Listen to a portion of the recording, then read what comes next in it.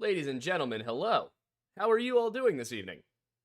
I hope you're doing well. I forgot to eat food, so you guys will have to deal with this being a partial mukbang stream, but I'll try and keep it down here away from the camera, or cover my mouth. Don't worry about that. As for today, it is spooky video analysis time once again, ladies and gentlemen, and if I can get myself a little bit more centered on my screen, that would probably be ideal. But anyway, my point is, we're going to be doing it old school this time. I'm going to start planned for 2 hours. I'm willing to go to 3, depending on how the viewership looks. So, I'm hoping you guys are going to enjoy this. And you know what? Maybe we'll make Tuesday Tuesday can be the spooky analysis stream day. I'm fine doing that now that I don't have to worry about Twitch's stupid monetization rules. As for the Civ game that we've been streaming, that will continue tomorrow night instead of Friday or Thursday this week, just because that was the only thing that worked for everyone's schedules, because most of my friends still have 9-to-5 normal real jobs. So, that's how it's going. But I hope you guys are chill with me chowing down on a little bit of sushi during the opening of the stream. And we're going to start off with some nukes just because that's, that's a classic.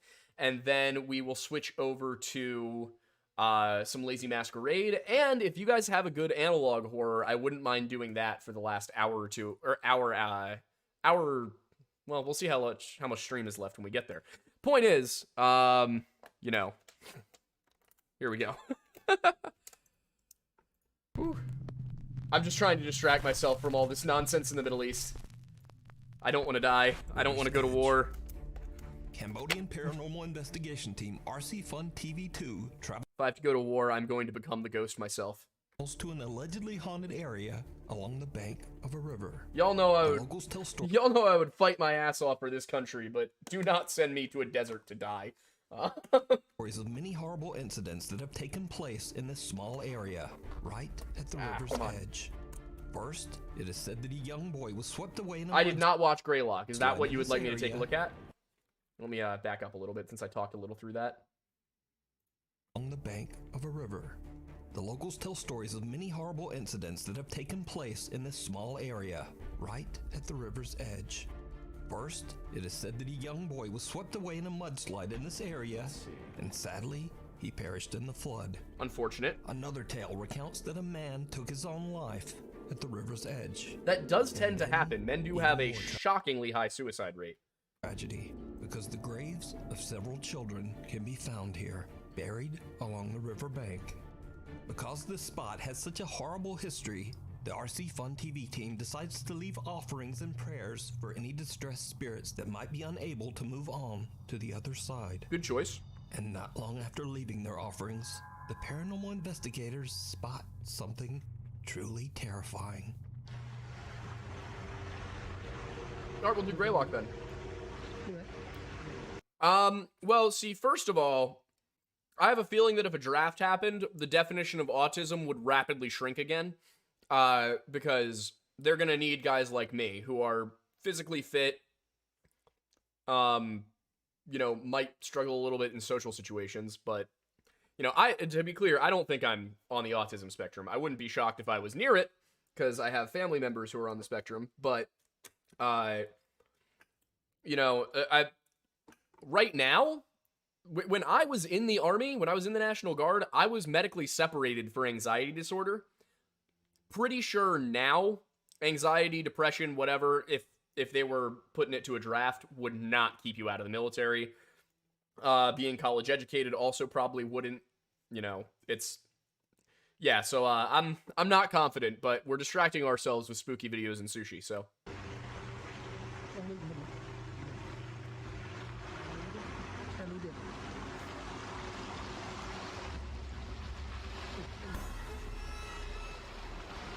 That does appear to be a man. Oh. Creepy.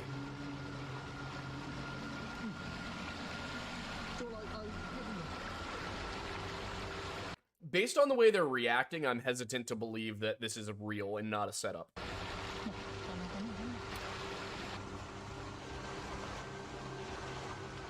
They seem a little too comfortable. Like, if I, from this grainy ass video, can immediately tell that's a dude, they definitely could tell that's a dude.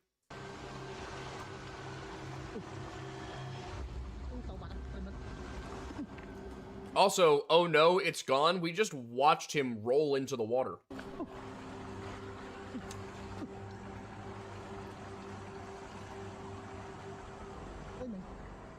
The investigators spot what appears to be a man sitting on the edge of the river. But something is very off about the mysterious figure. The man is Yeah, his face looks weird. Like, that could be a mask. extremely pale and his face is unrecognizable.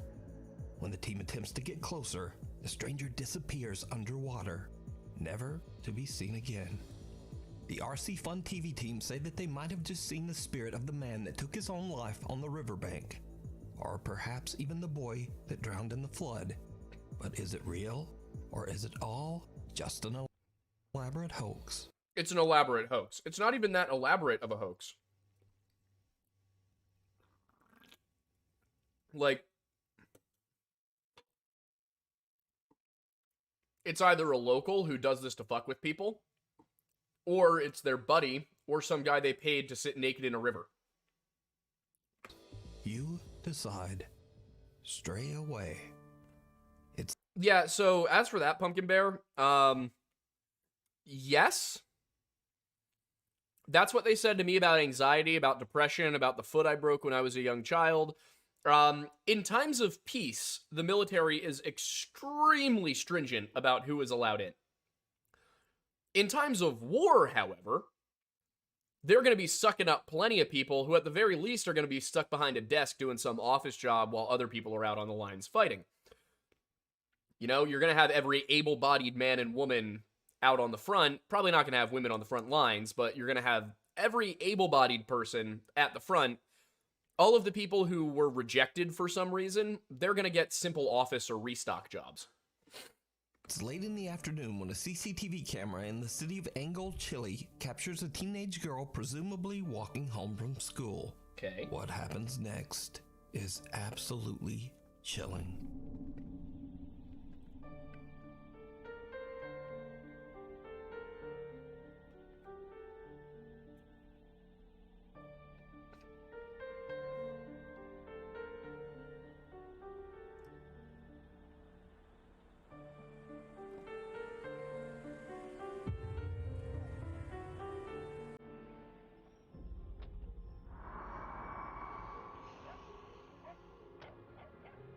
Girl, run!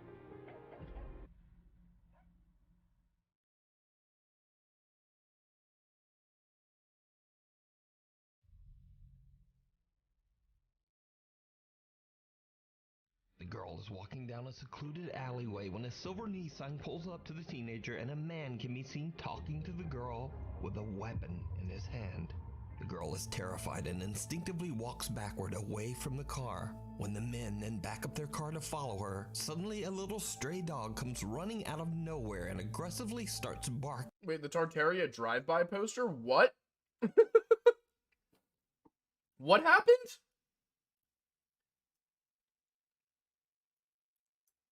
Kellen, to be fair, they probably just didn't know what autism was back then. If you're talking about when you joined up. Although I guess it was 2000. It would have been Iraq, right? For you?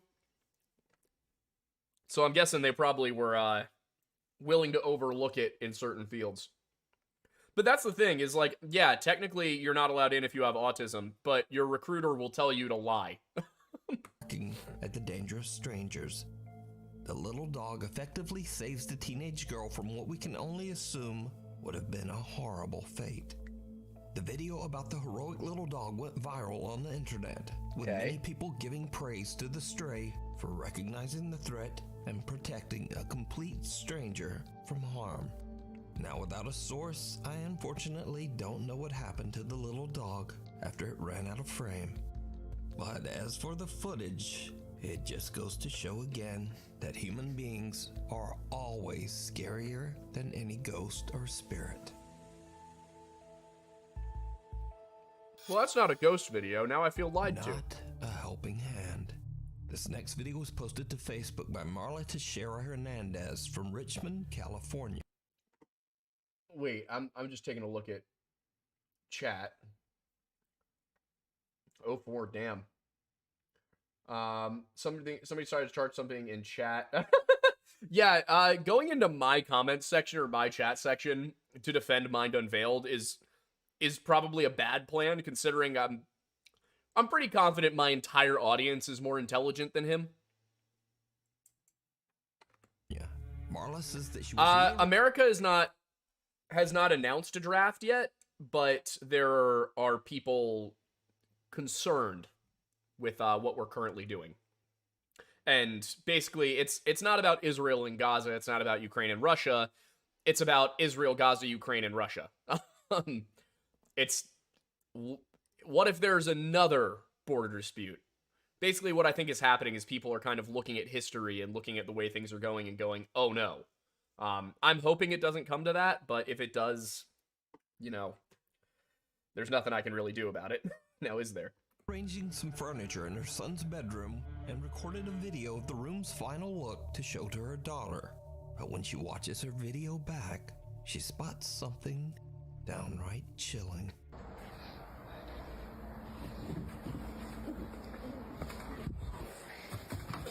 Marla says she was completely alone in the room when what appears to be a little hand can be seen moving behind her. Alone in the room when what appears to be I saw that on the first time through.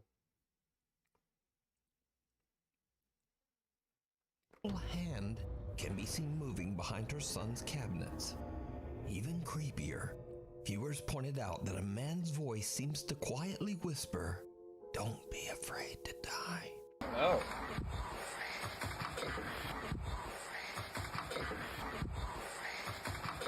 Now Marla creepier, and Marla says something downright chilling.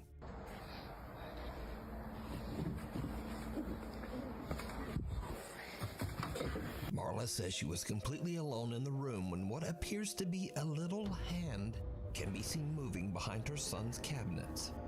Even creepier, viewers pointed out that down her son's bedroom and recorded a video. Marla says that she was rearranging some furniture in her son's bedroom and recorded a video of the room's final look to show to her daughter. But when she watches her video back, she spots something downright chilling.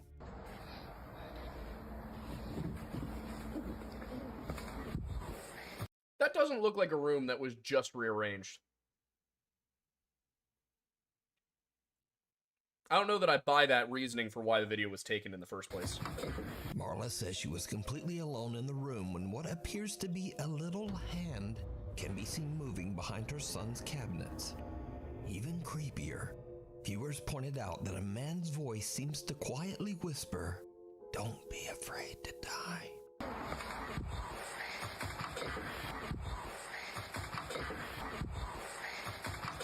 Now, Marla posted the video to Facebook in hopes of getting I'm currently deeply unconvinced. any thoughts or ideas on what she might have captured. She says that other than one strange incident with a fan switch turning itself off and on in her son's room, she's never really experienced anything paranormal in the house. So what do you think this is? Before we move on to her son's room. Let's watch the speed at which she pans around the room. She spots something downright chilling. All right, consistent, stops for a moment, consistent. Okay, it really stops and hovers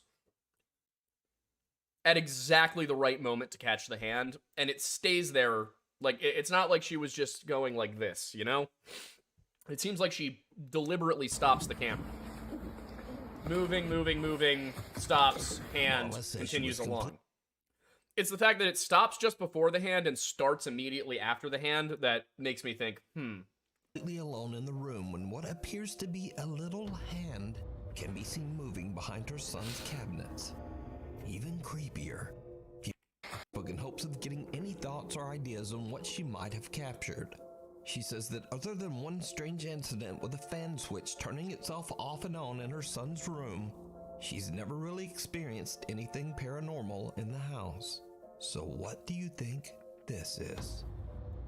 Before we move on to the next video, It's just really hard to take that and be like, yeah, that was something. if you see anything that you think should be an encounter of the third kind.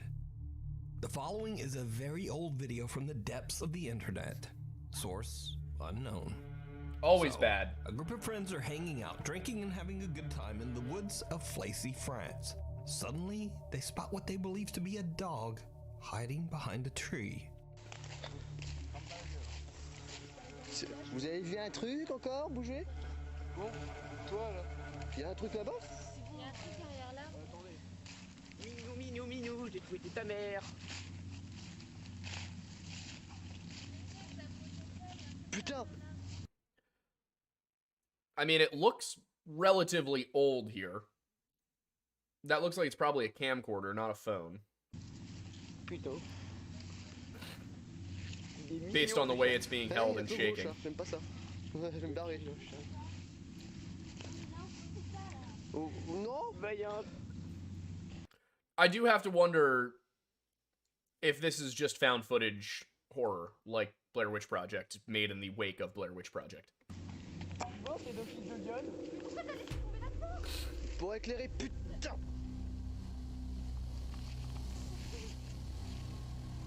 Ah.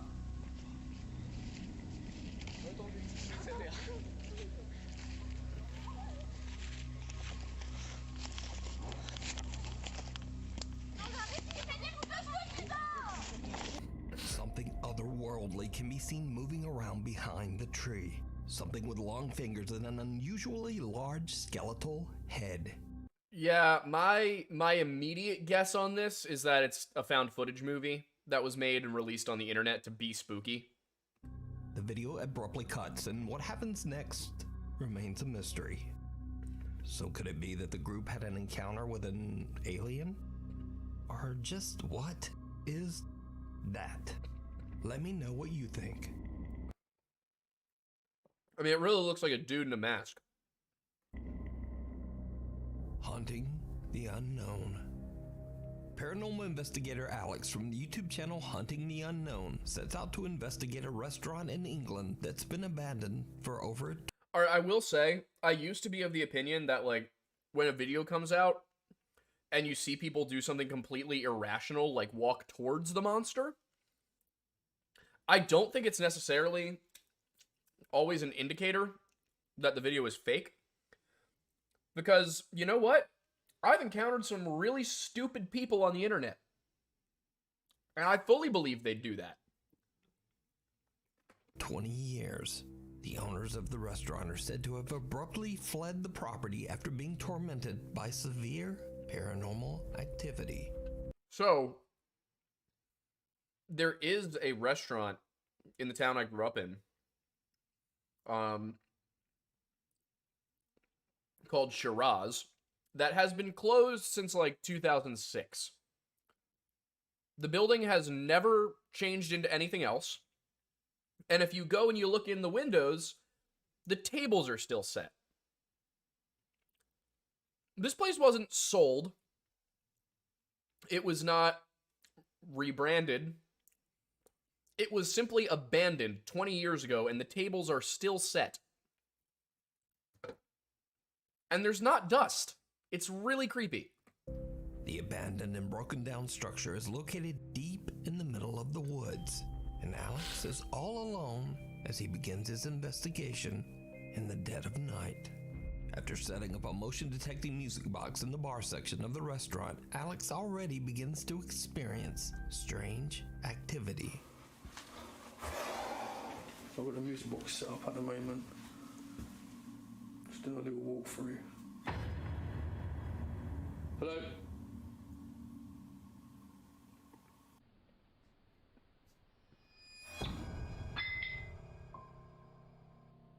A static camera captures the moment a door slams by itself. But things are about to get even weirder. Alex decides to do a spirit box session in the hopes of catching some paranormal activity. It's all just so easy to fake, guys. Where are you? Can you give me a sign, please? Oh, f***ing hell. Oh, f***ing hell. Some paranormal activity. Where are you? Can you give me a sign, please? Oh, f***ing hell. What the f... Alex asks for a sign, and bottles sitting on the bar seem to be pushed over on their Sure, Pumpkin Bear, that'd be great. own. But it's when he takes a closer look at the bottles that he captures something truly disturbing. Don't understand how these were knocked down. It's crazy, I don't understand this. I'm pretty sure this is like that. Hello?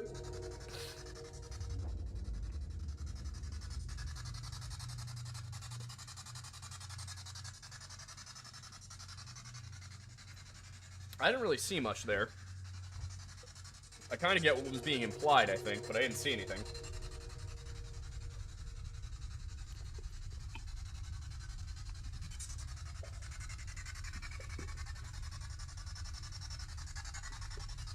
I just see too much sound in there. Who's there?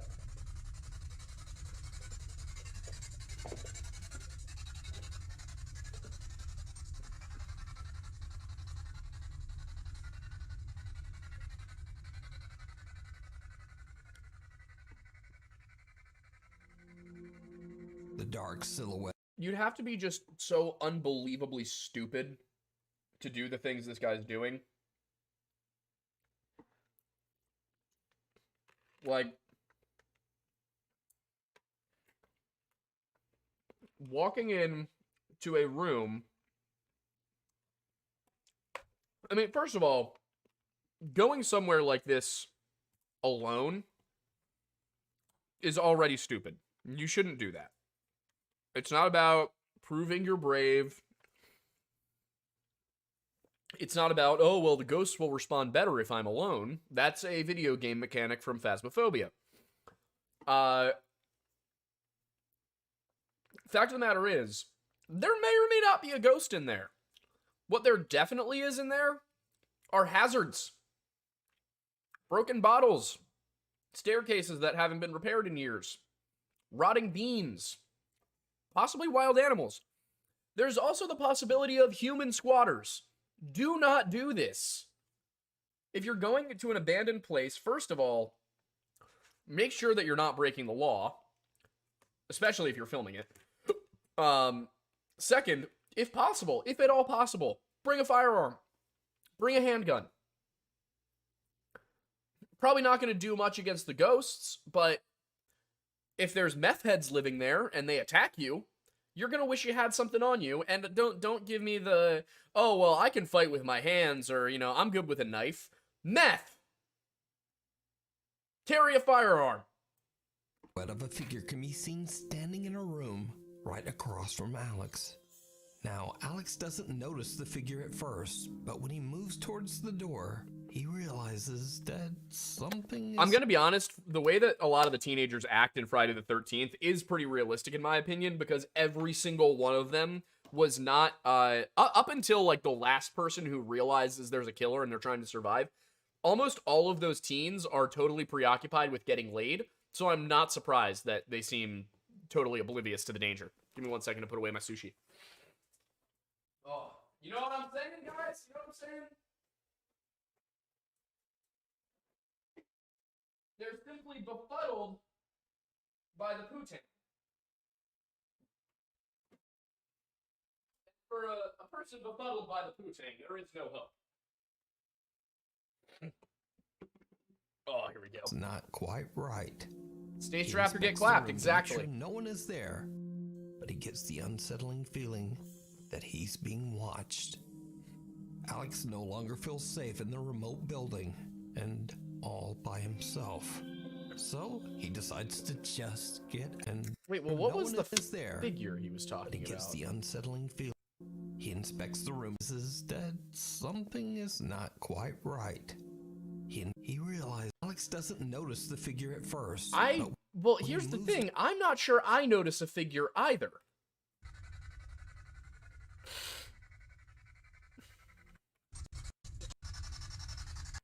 Alright, so here we go. This is... Where's the first time he looks down that hallway? I want to say it's right here.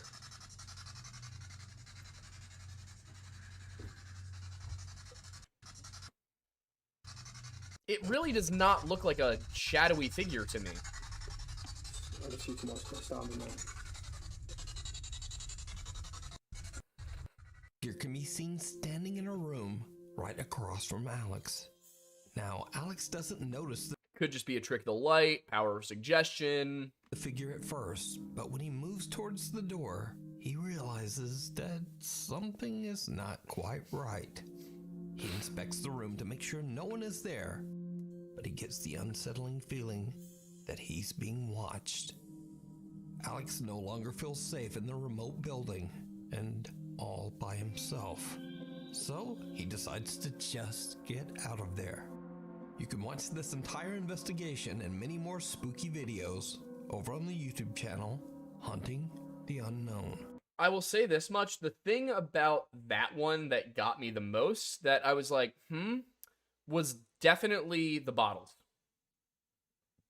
The bottles were probably the hardest thing to fake there, especially given the way they moved. They came backwards. If they had gone forward, if they had gone towards him, then I would be like, oh, there was someone under the counter who just shoved the bottles.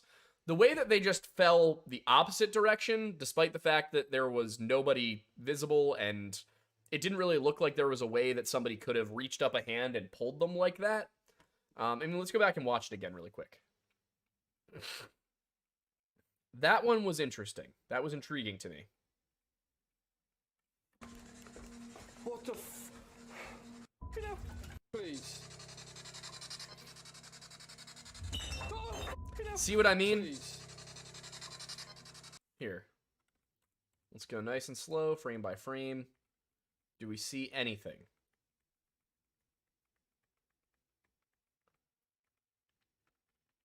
Yeah, nothing... Definitely nothing reaches up to grab the bottle. And I just see the second bottle falling. Yeah, I don't see what could have caused that.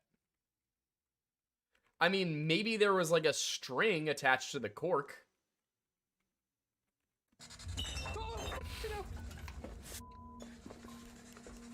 It could be fishing wire, but connected where? Alex asks for a sign, and bottles sitting on the bar seem to be pushed over on their own. But it's when he takes a closer look at Also, I have to agree on the night vision point. This looks to me like he set up a green light in the room. the bottles that Because look how the coloring captures gets... something truly disturbing. Yeah, it's just weird. I don't understand how these were knocked down. It's crazy, I don't understand this. I'm pretty sure this is like that. Yeah, true. Hello? Yeah. There's enough ways to fake it that I'm not convinced. Come on. From the cave. My favorite. Japanese paranormal investigators Gachan, Daichan, and Yasuke are contacted by one of their viewers about a bizarre picture they took in an allegedly haunted cave in Fukuoka Prefecture, Japan. The picture shows what appears to be a woman peeking from a rock inside the caves. The location is said to be a paranormal hotspot, and many visitors claim to have seen the mysterious apparition of a lady dressed all in white. So the problem I have with paranormal hotspots is once again related to Blair Witch. And this is a problem I've had with Blair Witch for a long time. In Burkittsville, Maryland, after Blair Witch came out, a whole bunch of people who didn't quite understand that the legend in the movie was fictional went out into the woods looking for the Blair Witch. Do you know what happened? Locals screwed with them. First of all, the Blair Witch Project film was not filmed in Burkittsville, Maryland. It was filmed in Seneca Creek State Park, which is not in Burkittsville. That's the important part here. But people went out with cameras and they recorded all this weird activity, and it was just local teenagers. It's late. Yes, Blair Witch is the next vid. When the Clip Store team carefully make their way deep underground into the cave system. Lady in White is essentially common to all cultures. There's a lot of Lady in White stories from all over the world.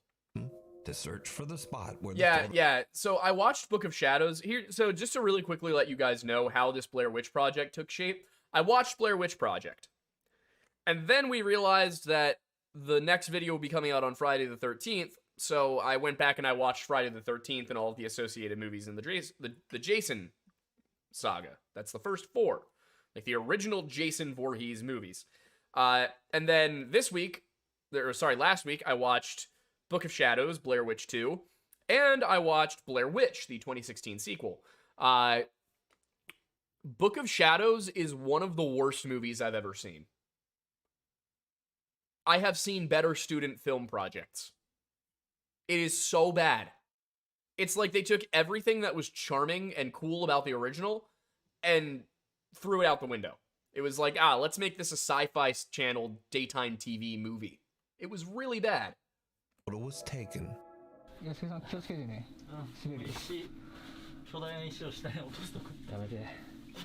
マジ膝限界でさ、なんか和式トイレでトイレした時こんな感じじゃない。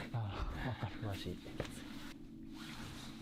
Also, just listen, the dialogue, the writing of the movie is terrible, and part of that may be because, I'm sorry to still be on this, the original Blair Witch movie was entirely improv. There were no lines. It's actually a really cool process how they did it, but, and I think Aiden goes into how they did it, because I didn't. But they didn't use, first of all, the actors didn't know that the legend was fake. They also were actually out in the woods camping. They did get lost multiple times. And all of their lines were basically based off of, here's the situation you're in, go. The characters also all use their real names. Like, all the actors use their real names for the characters as well. You'll never see a movie like Blair Witch again.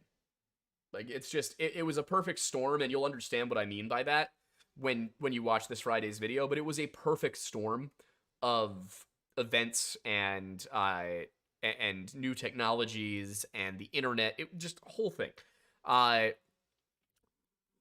The second one is fully scripted and by somebody who clearly had never written a movie before, because it's really bad. All of the plot holes and inconsistencies are solved via Deus Ex Machina, or just basically live retconning everything that happened. The general concept of the movie is kind of cool, that the witch was manipulating their minds to make all of them think that one of them was manipulating them. And one of them was actually, possessed by the witch. It was just so poorly executed, and apparently the producer / director, he had a whole vision for it when they made the movie, the screenwriter had a whole vision for the movie when he wrote it, and then they ended up reshooting a whole bunch of stuff, filming new things, stuff that he did not put into the script himself. So it's just a disaster of a movie. It's not good. The next Weird Bible podcast, we will be recording, that with Wendigoon in his home. So I have to, we should be recording them in November, and then they should come out, December, January, February, and then we're either going to shoot 6 while I'm down there, or we're going to shoot 3 while I'm down there. We'll see how it goes.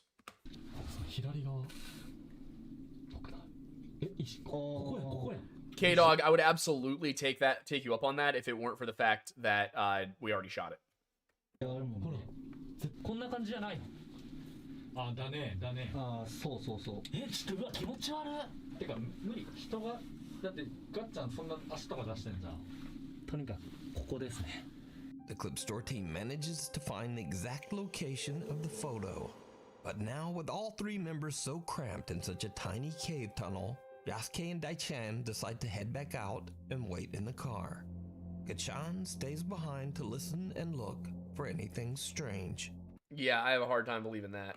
It's very funny that he's listening to water parks, though. Gachan has been in the dark cave for about 20 minutes when this happens.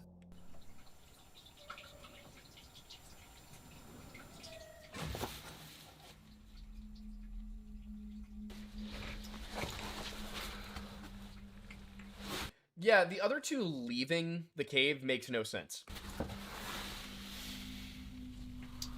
One leaving the cave, sure.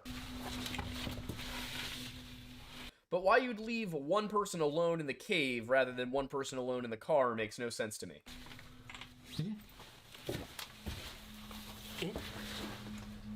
声せんやった今。ちょっと待ってマジ。とりあえず続けるか。いや怖いな普通に。 While sitting in the dark, Gachan is a little freaked out when he suddenly hears what sounds like a woman crying from somewhere deep within the caves.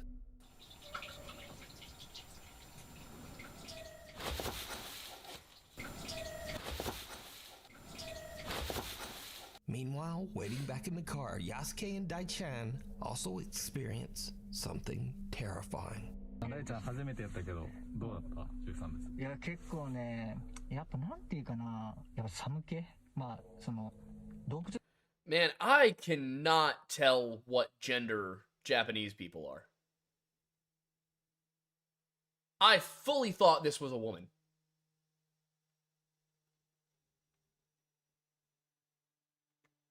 っていうのもあるけど Where's Archie? Archie, come here, buddy. Come here, bud. Come on.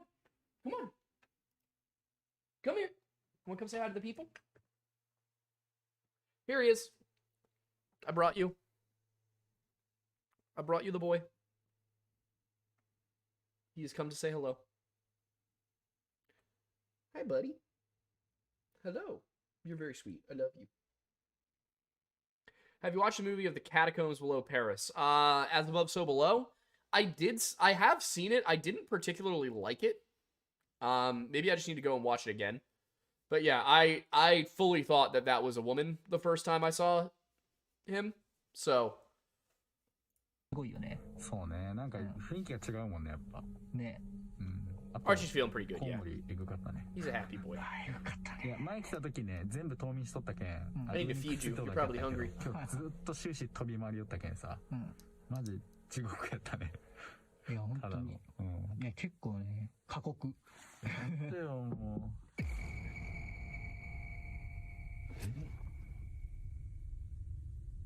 今コンコン言ったね。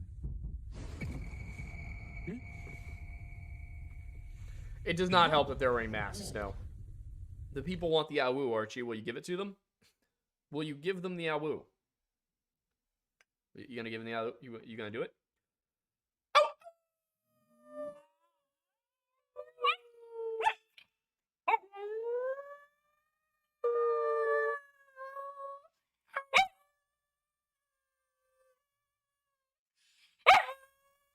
I think it's probably cutting out, but he's being very cute.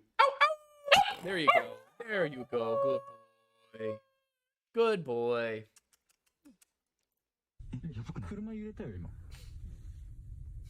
Did you see it?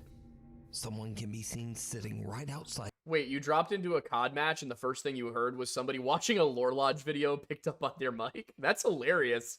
Did you say anything to him? In the passenger seat window, just watching Daichan and Yasuke.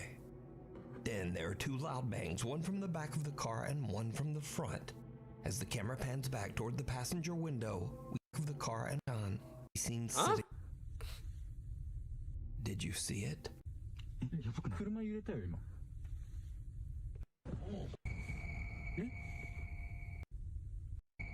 Yeah, 結構ね過酷。でももう。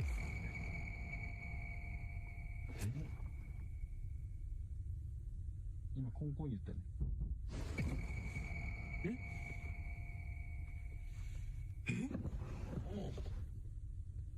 やばくない？車揺れたよ今。Did you see it? Someone can be seen sitting right outside the passenger seat window. just watching Daichan and Yasuke. Then there are two loud bangs, one from the back of the car and one from the front. As the camera pans back toward the passenger window, we can see that the creepy figure seems to have disappeared. But that's not all that happened that night, because early on... So already, I'm of the opinion that this could just be local teenagers screwing with them, because it's a well-known spot. Back in the cave, and it's public. There was something else. While the clip store team are all climbing down the rocks, their viewers pointed out that something else might have been there with them. Watch again very closely.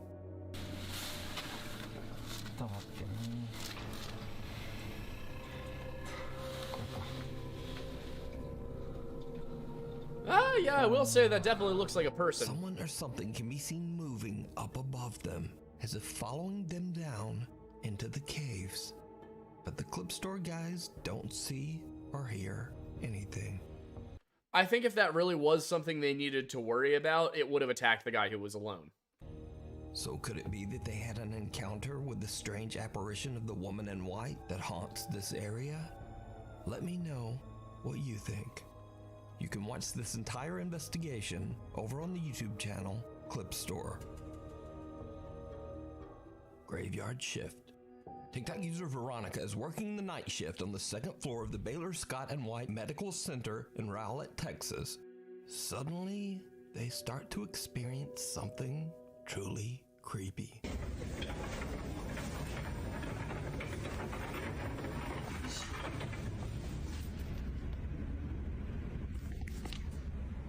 Did you hear her? Yes.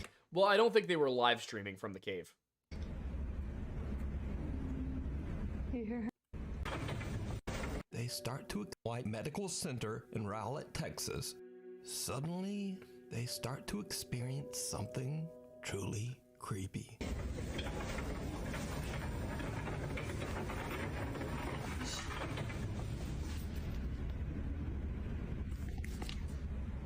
Did you hear her? Yes. You hear her?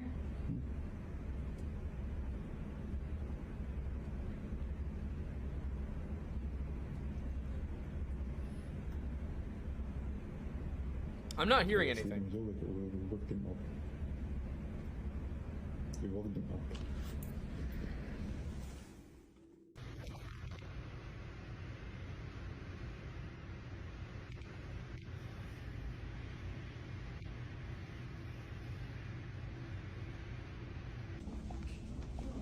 Air currents. Somebody in the bathroom pushing the door open.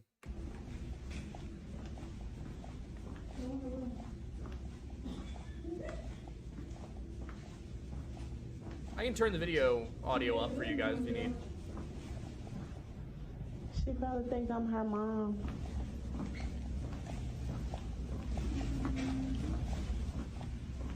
That was you. No, I swear to God. Was that something? Too cool. Too cool.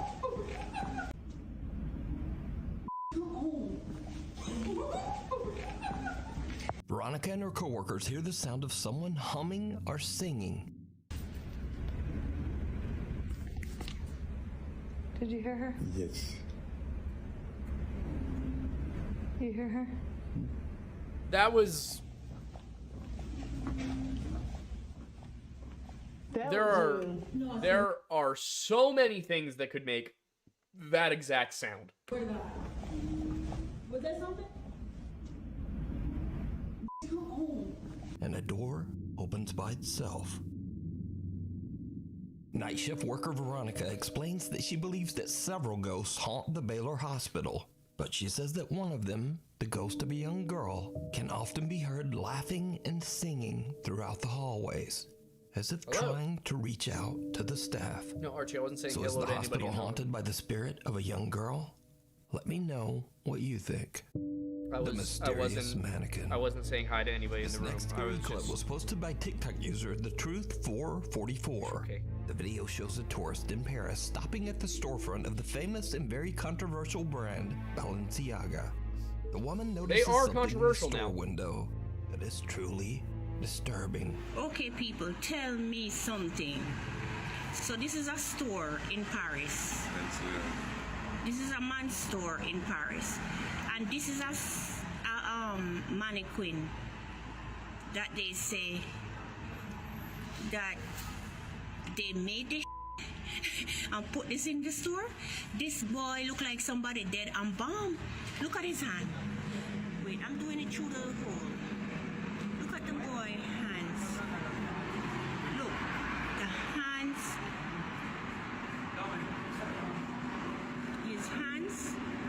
His hands is as real as mine. I mean, yeah, it's Balenciaga. They have money. They can get mannequins for their flagship stores that look like people. Like, is it a little creepy? Yeah. Is it likely something paranormal? No. Freaked out by a mannequin that looks just a little bit too real. But things are about to get even weirder. Watch closely. If anybody have this guy missing, please. This is crazy. I've never seen anybody look so friggin' real. How you ever have this man in the store sit down? Look. Look at that. You see? This is friggin' crazy. Look in the guy eye. And them said they made this mannequin and put clothes on him and have him sit down in the window. Look at the guy friggin' face. He's in Sounds Jamaican. Paris. If you know anyone that missing a black son look like this, he's in Paris in the store in the window. The mannequin suddenly appears. It sounds like she legitimately believes that this is a person they kidnapped and put in a window. To be looking directly at the woman. Viewers of the video are creeped out by the sudden change in position, and some even swear it's not a they change. can see the mannequin blinking. It's not a change in position, it's a change in perspective. The video gets a massive amount of attention as viewers begin to make wild claims that the multi-billion-dollar fashion brand Balenciaga has embalmed one of their models, and that the mannequin isn't a mannequin at all, but is in fact a missing model. Okay, I do have to ask the question, when did models get ugly? When I was a kid, models were like the most attractive of people. Every single one of these people looks wrong. I know part of it is the clothes, but like, why her hands so big? You know? Like, why do they look so angry? Why so boxy? Model by the name of Christopher Tyler. The claims become even stronger after Christopher Tyler seems to drop offline. He stops modeling, and mysteriously his Instagram account is suddenly set to private. People became so disturbed by the ultra-lifelike mannequin's resemblance to model Christopher Tyler that Chris had to actually... but there are several positions where you see the mannequin and it's very clear that it's a mannequin. Is suddenly set to private. People... Yeah, he probably set it to private because he's a model, not an influencer.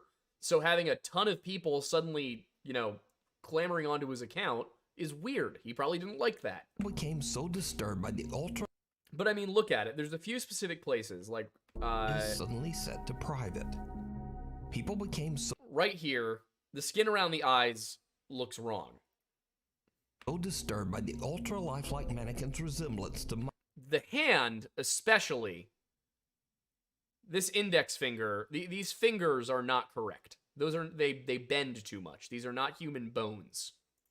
Model Christopher Tyler, that Chris had to actually post an Instagram live addressing that he was safe and actually very much alive. Like, yeah, I appreciate everybody concerned, but you know, you can't feed into whatever you see on the internet. Nah, you a clone, bro. I'm not gonna lie. I'm a fake page. They cloned me. everything in the book. Everything in the book. But all of this really doesn't explain why this creepy mannequin seems to stare at this tourist. It does. If you look at any mannequin or painting with eyes, and you move around the room while staring it in the eyes, if they're just facing front, they will appear to follow you. It's just your brain tracking the eyes and assuming the eyes are tracking you too. It doesn't move. She changes position. Look how far she is from where she starts here. When the video starts, you can see... where'd it go? When the video starts, you can see that she's basically perpendicular to him. She already has moved at this point. She has moved even further at this point. This is... You can, look, watch. But it See? looks so friggin' real. How you have this man in the store sit down? Look. She moved at least a foot to the left. Look at that. You see? This is friggin' crazy. Look at the guy eye. What's La Pascualita? And them said they made this mannequin and put clothes on him and have him sit down in the window. Look at the guy friggin' face. I mean, Madame Tussauds is a thing. He's in Paris. If you know anyone that missing a black son look like this, he's in Paris in the store in the window. The mannequin suddenly appears to be looking directly at the woman. Viewers of the video are creeped out by the sudden change in position, and some even swear they could see the mannequin blinking. The video gets a massive amount of attention as viewers begin to make wild claims that the multi-billion-dollar... Oh, there we go. So that doesn't explain close. The hospital visitor.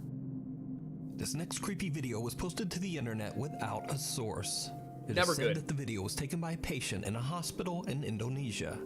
Allegedly, he recorded the video to reassure his friends and family that he's safe and in good hands. But when he looks back at his own footage, he sees something so disturbing that he no longer feels safe at all. A dark figure veiled in black can be seen watching over another patient. Now, that on its own is not that scary, but the man recording the video claims that there was no one there at the time. He says that there was no dark figure. Now, many viewers of the video have said that the eerie figure appears to be floating, and that they believe the apparition might be the grim figure appears to be figure. Now, many viewers of the video have said that the eerie figure appears to be floating, and that they believe the apparition might be the Grim Reaper, patiently awaiting the patient's death. Or it's a woman in a burqa because Indonesia is a majority Muslim country. But I'll leave that up to you to decide. Thank you so much for watching. If you haven't already subscribed, do it now, and then... Alright, next up. I actually did not pick a Lazy Masquerade video, so we're just going to find one. Let's see. Alright, playlists. I actually did pick one earlier, and it didn't show up in my my watch later, so I don't know why, but... Alright, here we go. What would be a good one to take a look at?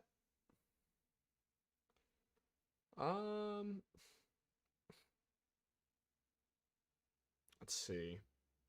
Do you guys want to do ones that are solved and we can play along and try and figure out what happened?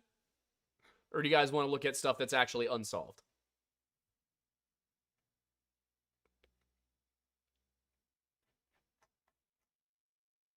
I could also do the social media posts with disturbing backstories. I do like this one with the disturbing phone calls. That might be a fun one. What did you send me? Let me take a look.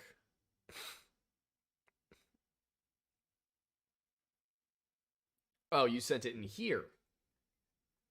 Oh boy. You might need to send it again because I have lost track of it for sure.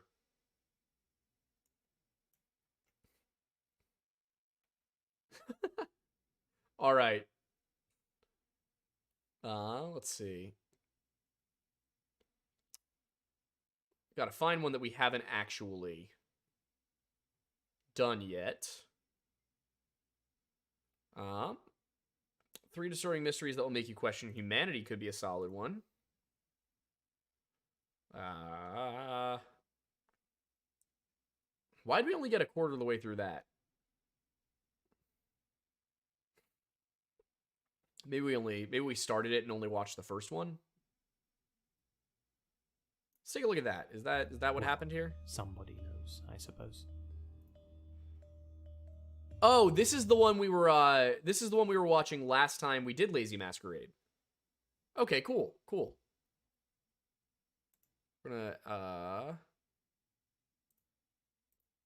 can I not add it to a queue? Do I have to save it to watch later? That's so annoying.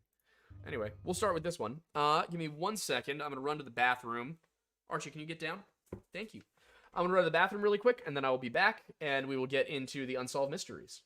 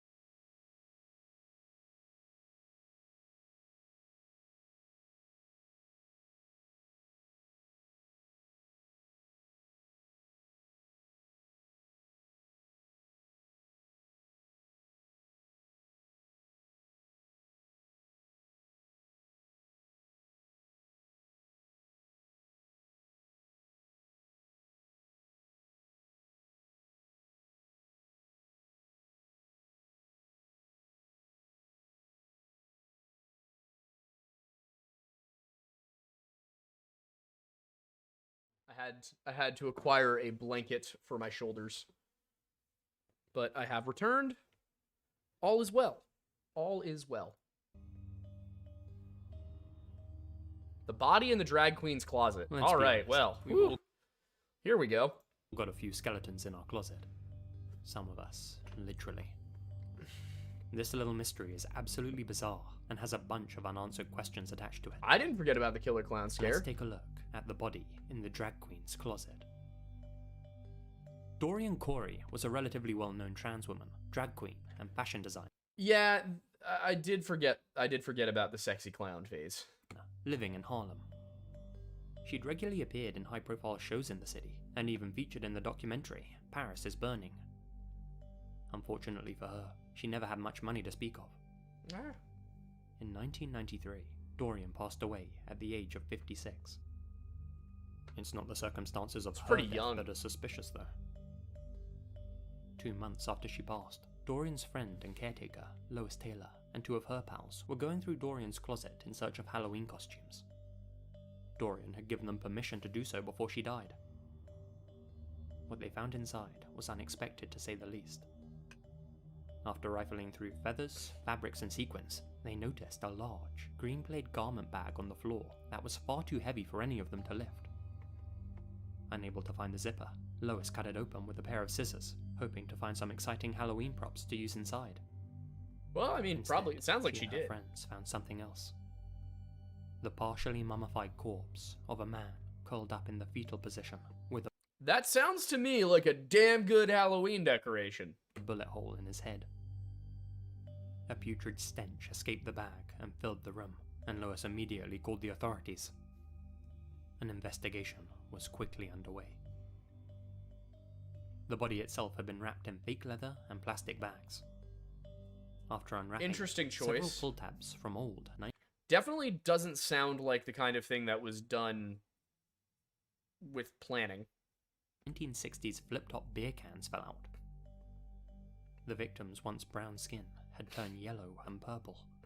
Their ears were reduced to mere cartilage, and they had obviously been dead for a long, long time.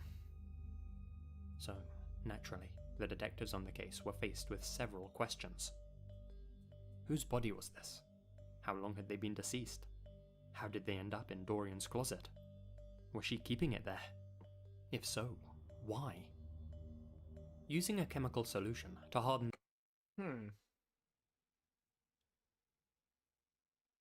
Interesting. Interesting.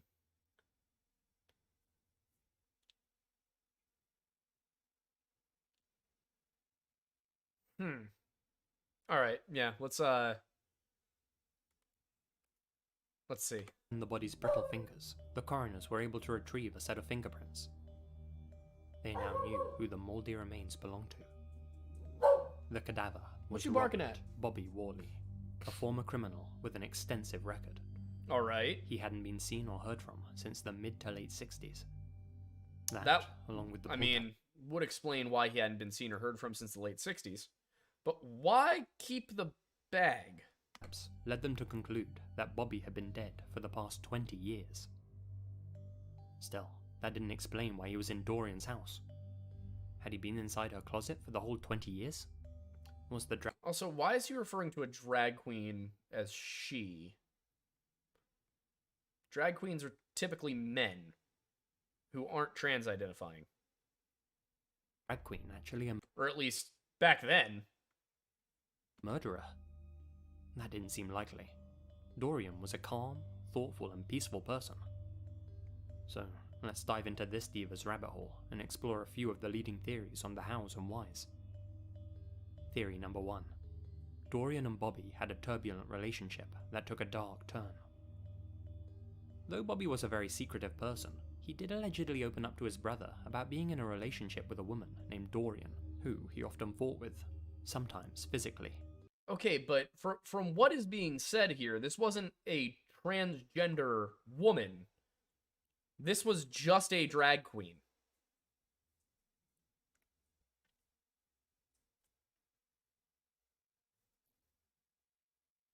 So why that wouldn't make sense.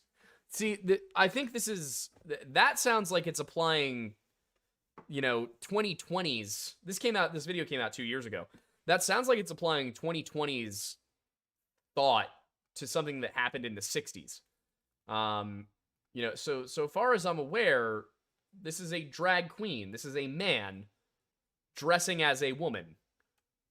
Another man would not perceive that person as a woman, especially like drag is. This is the other thing. Drag and transgender are not the same thing. A transgender person is attempting to live as the sex they identify with. A drag queen is putting on a performance. What is honestly a near mockery of femininity, but it's putting on a performance. It's not a sexual identity. It's not a gender identity. It's it's. If I were to say I'm a drag queen, that's no different than me saying I play football. Like, it's not a part of my identity. It's not, what I identify as sexually. It's what I do on the weekends. Bobby was a very Dorian. aggressive person.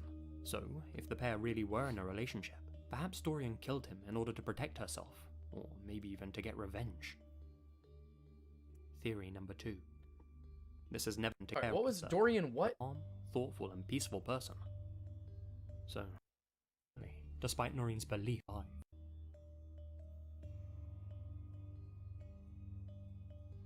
skeletons in our closet. Some of us, literally.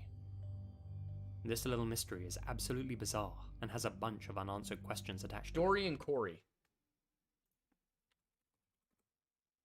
Was it Dorian Corey with a...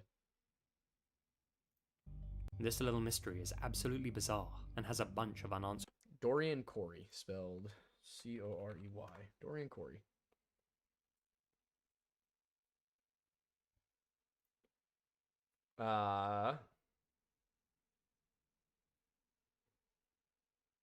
Born Frederick Legg.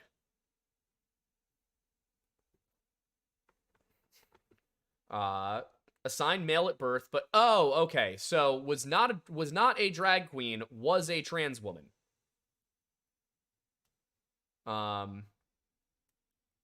It does say the mystery has been solved. Let's see. June, it said, oh no, 2013.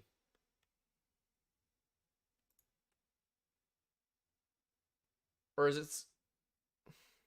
Oh, okay. Now playing a world premiere engagement.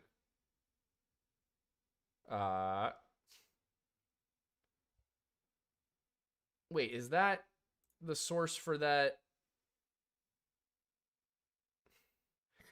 Okay, but it seems that the source for this is a play.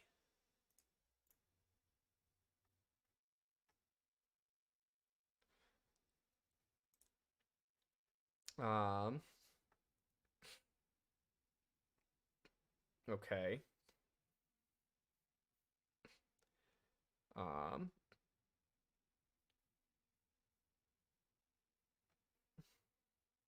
see. Let me see. Did Dorian... wait, what the hell? Did Dorian Corey identify as a woman? I don't want Wikipedia. I don't want Wikipedia citing, like, a play.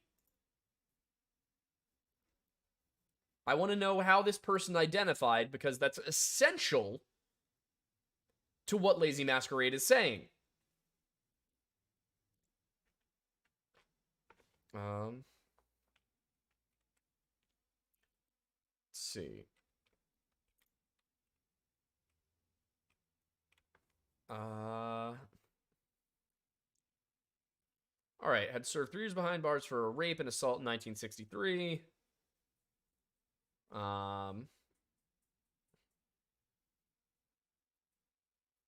Corey's friend Jesse Torres allegedly told a reporter Dorian did own a little 22.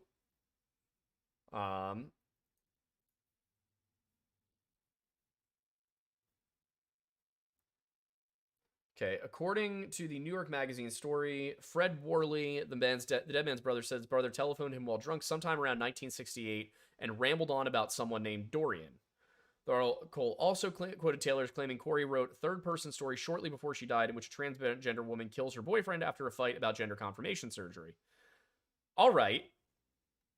So, it seems like this was a transgender woman rather than a drag queen. But it was a transgender woman who performed in drag. Dorian said he wanted her to have a sex change.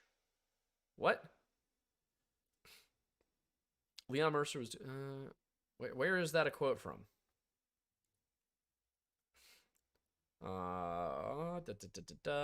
Dorian never said nothing. Mass, spoke with Bobby. I'm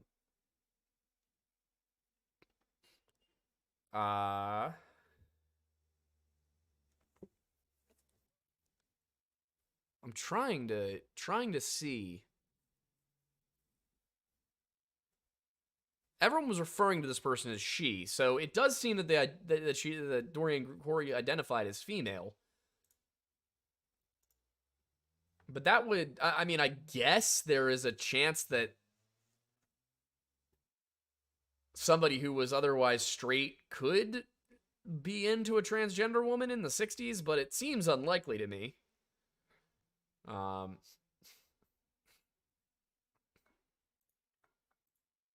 move you over there. In that area. Milt's hope was he was actually going to find this missing person and capture it on film, really pushing his documentary over the top. But despite shooting all this footage and looking all over the place, they never found— Wrong one.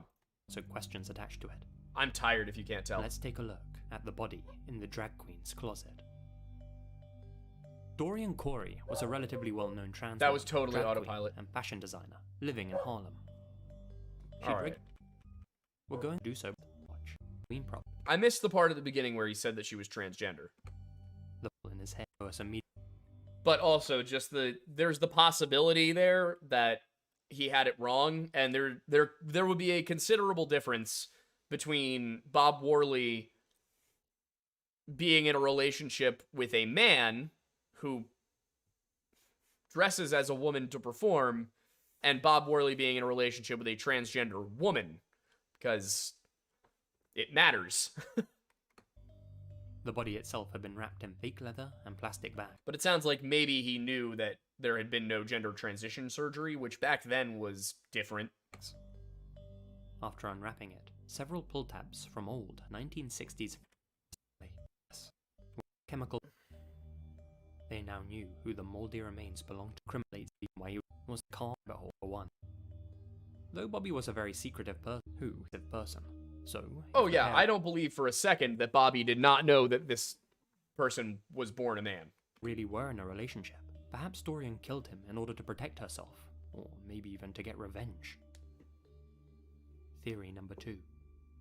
This has never been confirmed by authorities, but supposedly a note was found pinned to Bobby's remains that simply read, "This poor man broke into my home and was trying to rob me." It was written in Dorian's handwriting. Like I said, Bobby had an extensive record. Perhaps he had broken into Dorian's home and she acted in self-defense.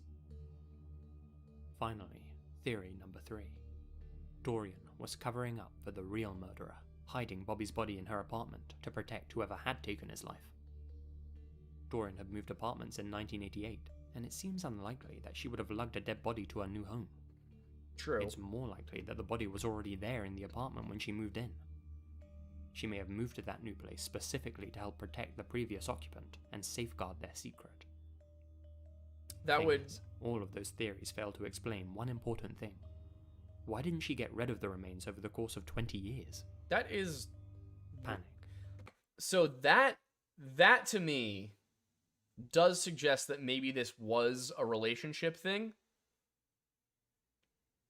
Maybe she killed him and didn't get rid of him because she was attached to him. According. I mean, we gotta take ourselves out of the mindset of a sane, rational person at this point, because no sane, rational person keeps a decaying body in their closet for 20 years. Detective Figueroa, who worked the case. People just wrap up a body in whatever's available. It's just spontaneous. You wrap it up, then you put it in a suitcase, then you put it in the closet, then you just look at it periodically and wish that it would go away. On top of that, she lived in a bustling part of New York City, not exactly the easiest place to dispose of a body. No, After killing him, Dorian likely routinely covered Bobby in baking soda to suppress any odors. But then again, if she was innocent of any wrongdoing, why didn't she just come clean to the cops after killing him? Well, Dorian was a black trans woman living in a poor neighborhood. Given this incident had likely happened in the 60s, she probably feared that nobody would have any sympathy for her, even if she had acted in self-defense. Ultimately, we don't know which of these theories is correct, and because this isn't exactly a well-known case, no matter how far we dig into this rabbit hole, we'll probably never get a definitive answer. I can at the very least take a look at it. Might be worth it. Although I just worry that with the current climate, doing a video that has anything to do with transgenderism is a death wish for a content creator. There's nothing like a good spook at nighttime, and almost all of us have childhood memories of sitting around a campfire with our friends, telling scary stories. there's a strange shared pleasure in group fear. Still, for all of the tales we heard about killers with hooks for hands watching us from the dark tree line beyond the fire pit, none of us ever really believed they were true, or that we were ever in any real danger. Well, had we heard about this next case, we all might have felt a little less secure around those campfires growing up. Now this sounds like my Next kind is of thing. Tulsa's most infamous cold case, the Oklahoma Girl Scout murders. I mean, well, with a was title nice- like the Oklahoma Girl Scout murders, it's gotta be good. Also, I usually text Aiden when I have, like, something that I'm like, oh, we should do a video on this, and then we never remind me about it. Let me really quickly, the Oklahoma Girl Scout murders. There we go. We'll put that onto the list. 1977, and camp season had just started in Oklahoma. Camp Scott was one of the finest Girl Scout camps in the state, and was celebrating its 50th anniversary. Based 50 kilometers outside of Tulsa, it boasted 410 acres of land, with its very own creek, and clusters of platform tents spread out among the trees. Kiowa. A little slice of heaven on earth for any nature-loving kid. In preparation for the big camp out of the season, the counselors and counselors in training held a training session by themselves to ensure everyone knew what they were doing, and that all of the young scouts would be totally safe during the week-long break. During this training exercise, one counselor brought along a box of donuts to share out during the evening, which she left with her personal belongings. Bad idea. After returning from the day's activities, Bad idea, because she found bears. that the box had been opened, and that all of the donuts were gone. In their place was a sinister note, which said that 3 campers were going to be murdered. Oh! She took that sinister note to her supervisors, and they all brushed it off. Clearly, this was just some tasteless prank. Nothing to be concerned about, right? It was Sunday, June 12th, and the first buses full of Girl Scouts arrived at Camp Scott. School had just been let out for summer, so spirits were obviously high. The weather didn't match the youngsters' vibes though, what with it being a misty and rainy day. All of the scouts were split into age-appropriate groups and sent to their designated tents, each of which held about 4 to 6 campers. The rest of the evening was filled with a whole host of fun activities, ranging from archery to swimming. So anything far, this small all around a sounds campfire. very familiar to the Boy Of Scout course, camps I went to telling as a few ghost kid. stories while doing so. But the festivities of that first night were short-lived, as the weather took a turn for the worse, and a sudden thunderstorm forced everyone to run back to their tents. There, they would be safe from the elements, but not from the unknown person who had been watching them the whole day.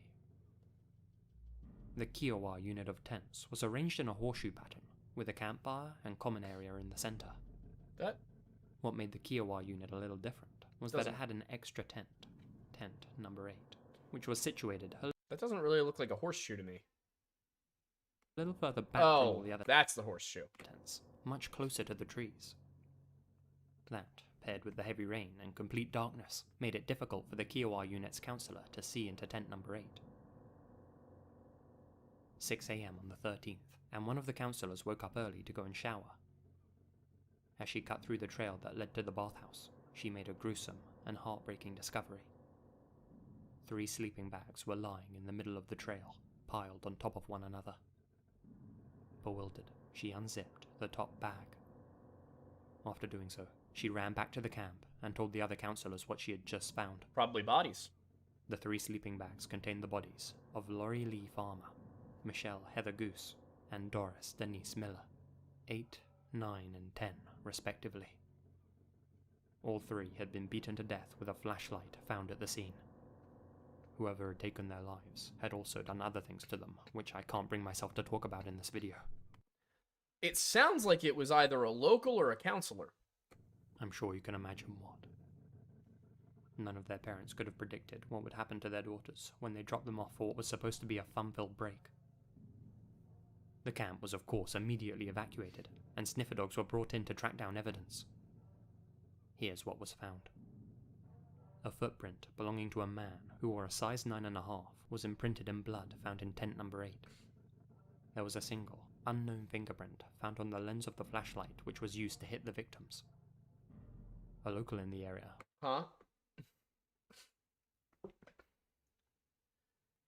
He has not done a proper research. You don't sort into age-appropriate groups. You're sorted via troop and or rank. Probably, yeah, I was a Boy Scout, not a Girl Scout, so I don't know. But yeah, it could go either way. I can't remember exactly how we were sorted at Horseshoe, but we sorted by troop. And then within the troop, it was, I don't think by rank. I think people just kind of gathered. It's probably just that there are different rules per camp by camp, you know? Also reported hearing, quote-unquote, quite a bit of traffic on a small remote road between the camp and its property between 2:30 and 3 a.m. That appears to be the time that the murders took place. Detectives started scouring Oklahoma for suspects and set their sights on a man called Gene Leroy Hart, a guy with a sordid reputation to say the least. He'd been in and out of jail for a bunch of different offenses over the years, and was on the run after a successful prison break. Oh. His family home was only 1 mile away from Camp Scott, so, needless to say, he knew the area well. Yeah, but what motivation would he have for predicting and then killing 3 kids? He was found hiding out in a Cherokee medicine man's house later that same year, and was taken to trial. He was found hiding out in a Cherokee medicine man's house later that same year, and was taken to trial, with the sheriff himself claiming to be 1000% certain he was guilty of taking the scouts' lives. Despite that, things just didn't add up. For instance, Hart didn't wear a 9.5 shoe. It also wasn't his fingerprint on the flashlight. He had a solid alibi, and various other pieces of evidence pointed to him not being the perp. DNA evidence at the scene would later be analysed, and the results showed that the odds of Hart being the killer were 1 in 7,700. Yeah, that's pretty. Accusations pretty started low. to be made about him being framed. The jury acquitted him. Still, Hart was sent. Meltdown popular at nuclear reactor. Possible, not popular. 1979. Oh! I know what meltdown that is. I know what reactor that is. It's not far from here. Back to the same prison he had escaped from. He still had 305 of a 308-year sentence to finish. He only served 2 of those, however, as he died in 1979 of a heart attack after lifting weights for an hour in the exercise yard. So yeah, if you're not in great shape, make sure to take it easy. If Hart wasn't responsible for the Girl Scout murders, though, who was? Well, this all happened over 40... Again, it really sounds like it must have been one of the counselors. years ago now, and the case remains unsolved. Investigators still don't know if they're looking for one guy or several. As such, the who, what, and why are likely to remain unknown for a long time. There's a plethora of theories floating around, but no smoking gun to speak of. I still believe the murders will be solved, said a childhood friend of Laurie's, many years after the incident. I believe somewhere out there, someone knows something. I hope they realize it's time they came forward. As a side note, 2 of the victims' families sued the camp for $5 million, claiming they'd been negligent by ignoring the threatening note in the donut box. By a 9-3 vote, jurors decided in favor of the camp. What?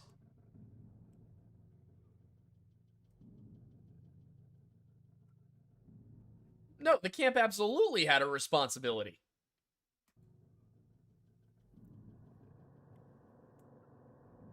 This next rabbit hole mystery is a notorious case that's gripped New Zealand for the past quarter century, and which continues to divide it.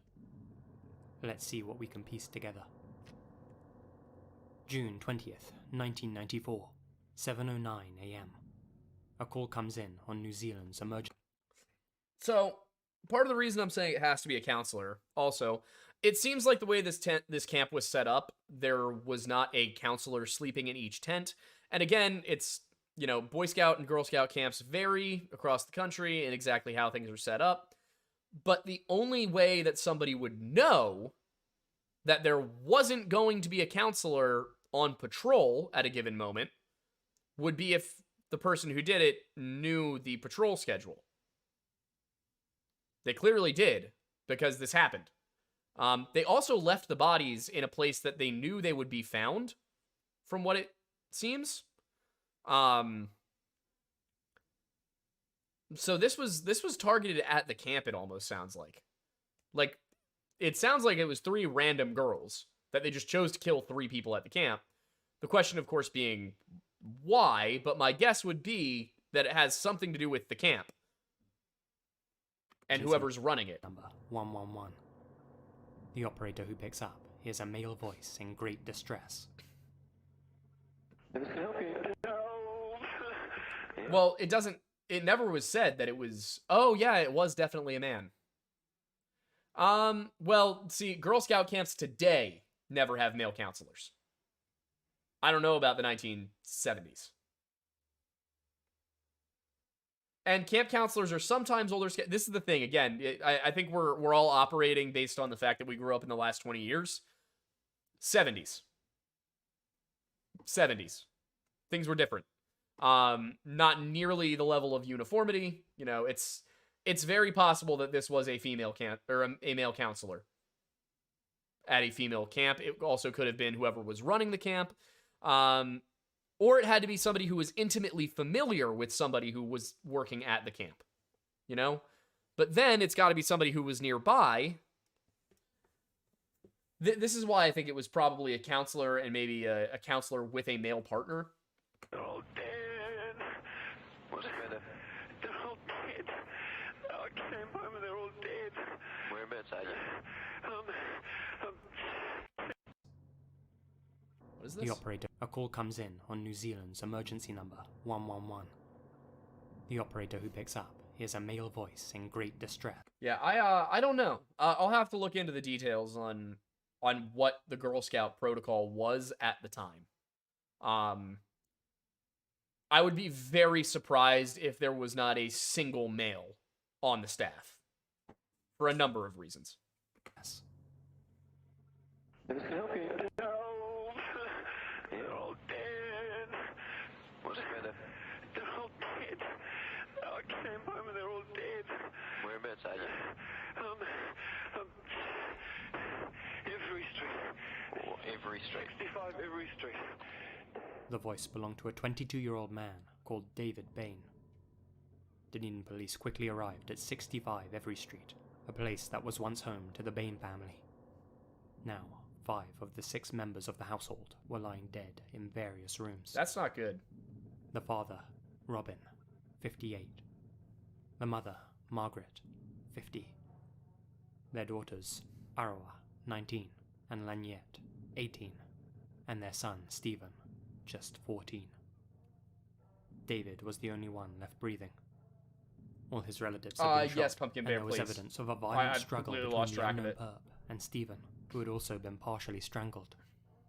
Fibers from a green sweater were found under Stephen's fingernails, suggesting he fought back.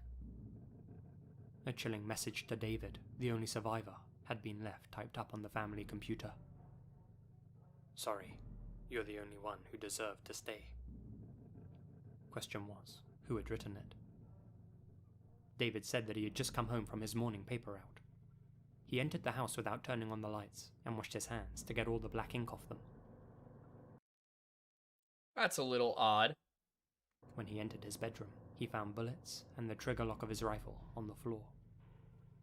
He immediately ran around the house to investigate and found his mother in her bedroom, one of his sisters still gurgling, and his father in the lounge, all of them wiped out.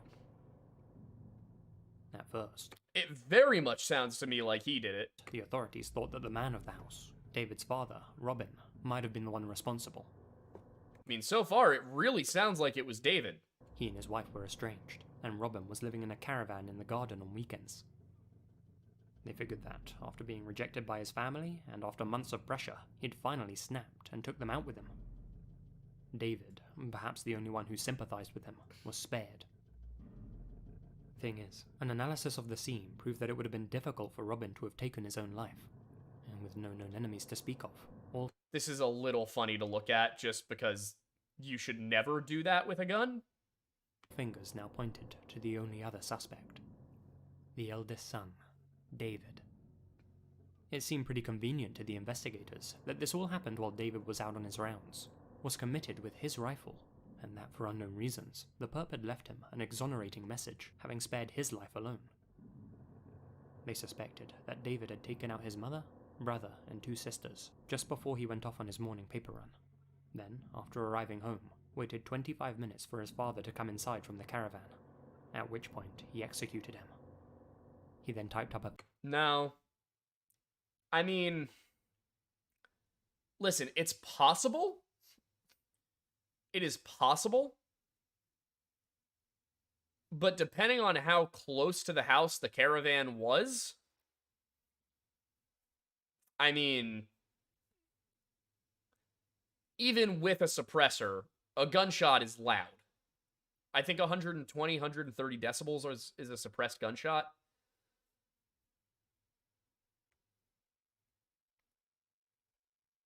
That's what has me the most impressed, is that he managed to pull this off with only a suppressed rifle.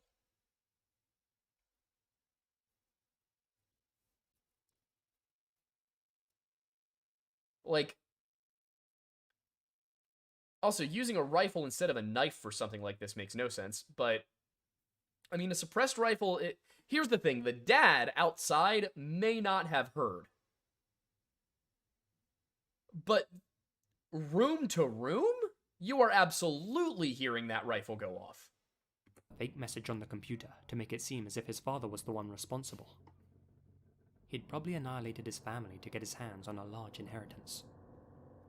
In my opinion, he washed his hands to get the blood off and the gunpowder residue. Like, there probably never was ink on his hands. That theory also accounted for the green fibers under Stephen's fingernails. David had been wearing a green sweater that morning, which he'd thrown into the washing machine after returning home from his paper route. Oh my god! It also accounted for the 25 minutes between David arriving home and his call to 911. David was charged with 5 counts of homicide. After a 3-week-long trial that ended up being the most expensive in New Zealand's history, David was found guilty and sentenced to life behind bars. This is where things take an interesting turn. Joe Karam, former rugby player for the All Blacks and a distant relative of David's, took a special interest in the case and believed that something was off about the verdict.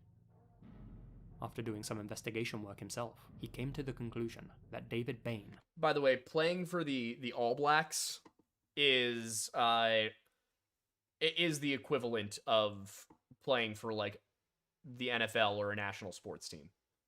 That's like, the All Blacks are one of the most storied and consistently one of the best teams in rugby. Was actually innocent. He even went as far as to write 4 books on the subject, visited David 200 times in prison, and used his high-profile status to highlight the issue in the media. This all resulted in a retrial in 2009, and on the basis of evidence that was discovered after his first trial, it was determined that David had been an innocent man all along. He'd just served 13 long years in jail for a crime he hadn't committed. He aged a long time in those 13 years. But was given a grant of over 900,000 New Zealand dollars to cover his legal expenses. That's a bit less than 600,000 US dollars. After his release, David found it difficult to get work, though eventually. I will say, the fact that the judge did not award him any compensation for a 13-year imprisonment does make me wonder if the judge disagreed with the jury. He did find love. He married in 2012 and changed his name to William Davies, taking his new wife's surname.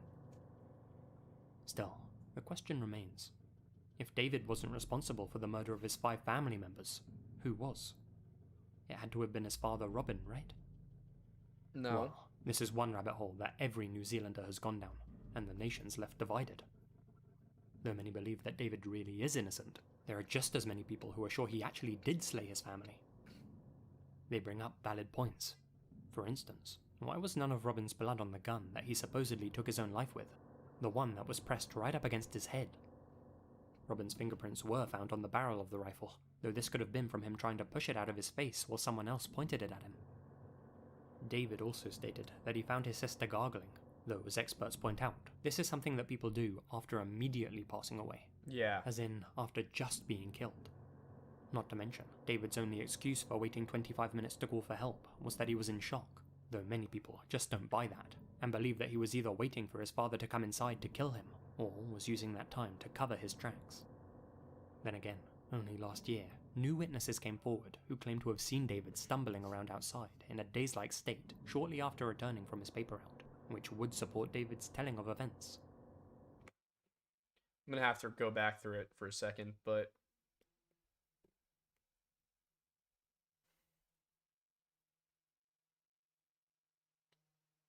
which ones... was he the only one...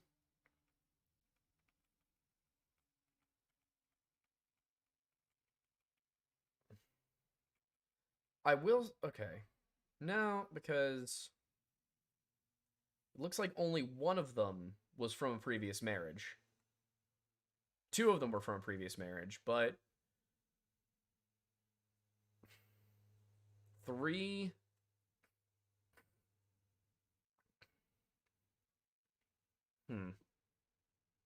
yeah, this is... strange. 5 minutes for his father to resulted in a retrial in 2009. Head. Robin's fingerprint his tracks. Then again, only last year, new witnesses came forward who claimed to have seen David stumbling around outside in a dazed-like state shortly after returning from his paper, which would support David's telling of events. It would also support him stumbling outside after just killing his family and realizing what he did. Pieces of evidence and information that will lead you down the same deep rabbit hole as the people of New Zealand, and each new tidbit might just have you swaying from one suspect to the other. There's an amazing 10-part podcast called Black Hands that covers the case in incredible detail. If you're interested in diving deeper, I recommend starting there. I might have to look at this one because I gotta be honest, this entirely sounds to me like he did it. I cannot think of a way in which he's not the one who did it. Granted, I only have Lazy Masquerade's stuff to go on here. But, I mean... in order for her to still be gurgling, that means that she was shot moments before he walked in. Like, it's also entirely too convenient that he managed to destroy all evidence before calling the cops. The green fibers that match the sweater? Like, it's just utterly insane to me. Alright, what was it? Oh, that was actually the one that I was planning to do after this. So we likely won't get through all three, just given that it's 7:42. But actually, you know, there's 114 of you here. I'll go till 9 at this rate. Like, I am happy to go till 9.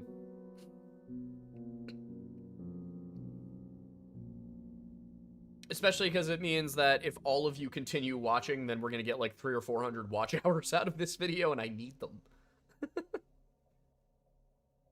First up, we have a mystery you may have heard of before.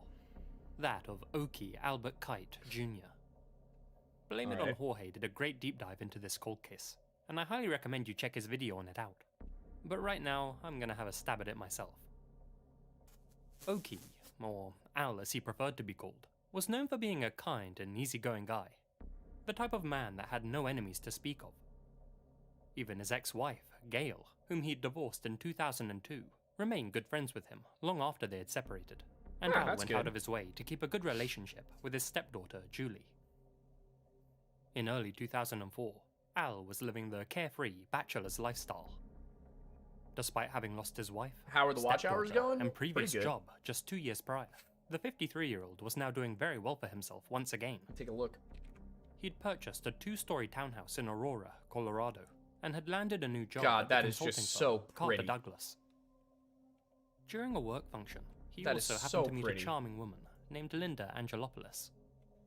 The pair quickly hit it off and began a casual romance, one which quickly blossomed. As of today, or as of this morning, the last time it refreshed, we're at 2.1 thousand watch hours out of 4,000. into something more serious. Now with a new partner, a new job, and newfound happiness. We're about 2,000 there was hours just from one monetization. thing Al still needed. Pretty cool, right? A new tenant. Which is really good because my student loan payments started up, and good God!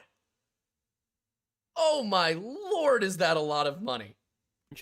Al's townhouse in Aurora was 2 stories. He lived on the top floor and rented out the lower one to bring in a little extra cash each month. In May 2004, his previous tenant had moved out, so Al was on the hunt for a new housemate to fill his empty room. He put up ads in the University of Colorado's library, and on May 19th, someone responded. A guy who went by the name Robert Cooper. Hang on. And previous job just 2 years prior, the 53-year-old was now doing very well for himself once again. He'd purchased a 2-story townhouse in Aurora, Colorado, and had landed a new job at the consulting firm Carter Douglas. During a work function, he also happened to meet a charming woman named Linda Angelopoulos. The pair quickly hit it off and began a casual romance, one which quickly blossomed into something more serious. Now with a new partner, I don't know what it is, but something about the idea of, like, maybe it's just because of what casual romance means to me, but something about 2 people that age involving themselves, like, I just don't like, I do not like the image in my head right now. New job and newfound happiness. There was just one thing Al still needed. Like, I know that some people are single into their 40s and 50s for various reasons, whether it's that they were married and divorced or whatever, but, like, just bad image. My girlfriend and I have been watching Outlander, and one of our only complaints about the show is that you have to watch middle-aged people bang all the time, and you're just like, okay, all right. I don't like sex scenes when it's people my age. I don't want to see people in their 50s going at it. A new tenant. I think rewatches do count towards the number, yes. As mentioned, Al's townhouse in Aurora was 2 stories. He lived on the top floor and rented out the lower one to bring in a little extra cash each month. In May 2004, his previous tenant had moved out, so Al was on the hunt for a new housemate to fill his empty room. He put up ads in the University of Colorado's library, and on May 19th, someone responded. A guy who went by the name Robert Cooper. Well, whoever this Robert Cooper was, he sounded desperate for a place to stay and wanted to move in as quickly as possible. He told Al over the phone that he could have the security deposit and first month's rent for him that same day in order to secure the lease. That in and of itself is not super weird. I have also made that offer. Mr. Cooper also just because there was a place I really wanted. Wells Fargo said that he had just been transferred from the East Coast, hence why he needed a place to stay. Robert Cooper ticked all the boxes and sounded like a decent enough guy, so Al agreed to rent him the room. Perhaps, he thought, this could be the start of a new friendship. At some point within the next 3 days, Al's girlfriend, Linda, came to the townhouse to pay him a visit. She just so happened to arrive while Al was showing Robert Cooper around the downstairs apartment. Al asked Linda if she'd like to meet the new tenant. She said of course she would, but she had to use the bathroom first. In the short space of time that Linda was inside the bathroom, Cooper told Al that he had forgotten about an important appointment he had and hastily made for the exit. Weird. As Linda stepped out of the bathroom, she only caught the briefest glimpse of Cooper's back as he left. According to both Linda and several other neighbors, he was a well-dressed man who appeared to be in his late 30s or early 40s, of medium height and build, with dark, curly hair. Most notably, Linda said that he walked with a limp and carried a cane. All right. Neither she nor Al thought much about Robert Cooper's speedy exit. So, walking with a limp and carrying a cane, but then rushing out the door? See, walking with a limp and carrying a cane are 2 things that you could very easily do to throw people off. Because if all of first of all, a cane and a limp are pretty noticeable characteristics. So if somebody has both, it's going to be noticed. And, of course, police would then be looking for somebody who uses a cane and has a limp. So if the perpetrator actually didn't have a cane and a limp... Maybe he really did have a prior engagement. Or maybe he had some social anxiety problems and didn't want to meet Linda for some reason. It sounds to me like he maybe wanted to kill Al. Like, the cane is also a murder weapon in that case. Either way, it wasn't a big deal. As long as the guy kept up with the rent, he could come and go as he pleased. A few days later, on May 22nd, Al dropped Linda off at the airport. She was taking a week-long trip to Virginia Beach, while Al finalized the contract with Mr. Cooper and helped him settle in. Cooper said he needed some assistance with moving an armchair down the stairs, or something like that, and Al, being a nice guy, offered to lend a hand. Linda's plane landed safely later that day, and she called Al at 3:30 p.m. to tell him that she had arrived. But there was something off about the phone call. Al wasn't his usual, happy-go-lucky self. Instead, he was quiet, distracted, maybe even uncomfortable. Figuring that he was just busy helping Cooper move in, Linda wished him a good weekend, and they both exchanged I love yous before hanging up. Linda had no idea that she would never speak to Al again. Nor would anyone else for that matter. Except, perhaps, for the man who took his life. I don't think this is DB Cooper. On May 24th, just 2 days after Linda's departure, Al's absence at work was noticed by his boss. Also, Mikey, I will see. It depends on some stuff, but I will let you know. That was slightly alarming. Basically, I do have to do some cleaning around the apartment first. I promised Amanda I would help her clean, so. Al was a diligent and punctual worker. He wouldn't have just taken a day off without notifying the company. The boss tried to call Al, but got no response. Let me see if she'd be alright with me doing it myself. To be on the safe side, he called up Al's sister, Barbara, and asked if she could check up on him. Barbara didn't live in Colorado. Since you all decided to pop into the stream to ask if we could play, I will ask Amanda when she gets home. She, in turn, called up the local authorities. Within minutes, officers were on their way to Al's home to conduct a welfare check. They knocked on his door, but nobody answered. Realizing that the door had been left unlocked, the officers slowly entered and took a look around, hoping to find some trace of Al inside. Well, they found more than just a trace. At the bottom of the stairs to the basement, they found Al, hogtied and lying face down in a puddle of his own blood. He had been struck in the back of the head with a blunt object while walking down the stairs. But it wasn't the strike that killed him.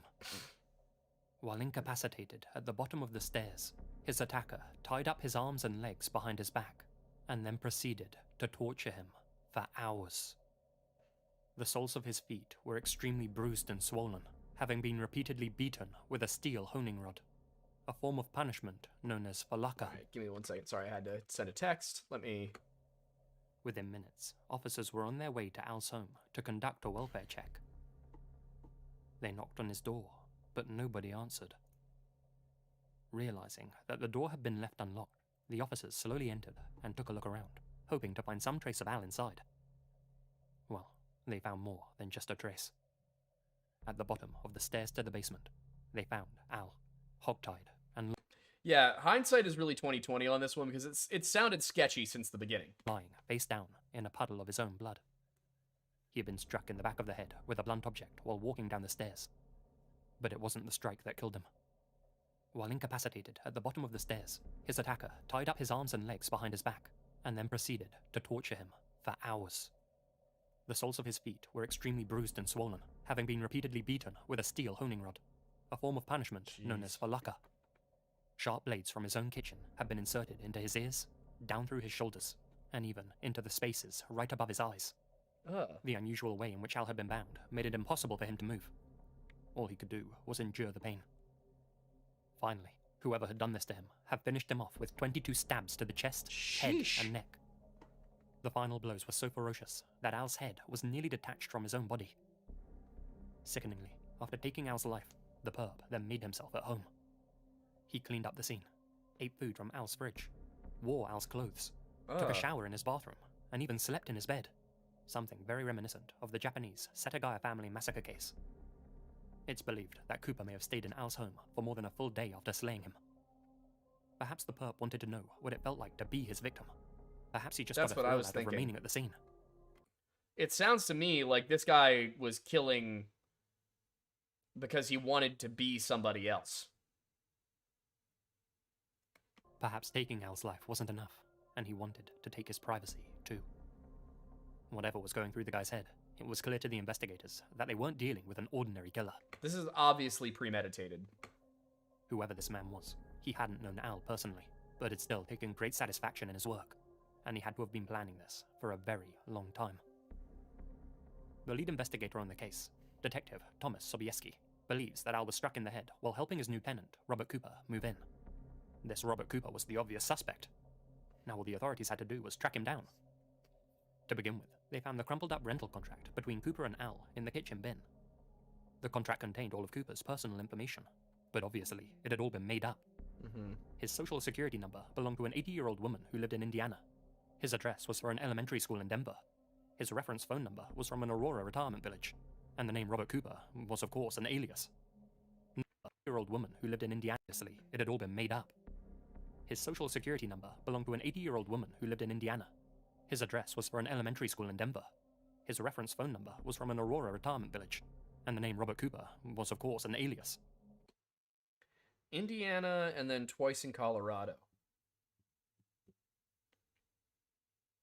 No one with that name worked at Wells Fargo or had moved to the area. Because this guy had chosen to target Al, not because he knew him, but because he had an apartment to rent, they didn't really have a lot to work with. But they did have something.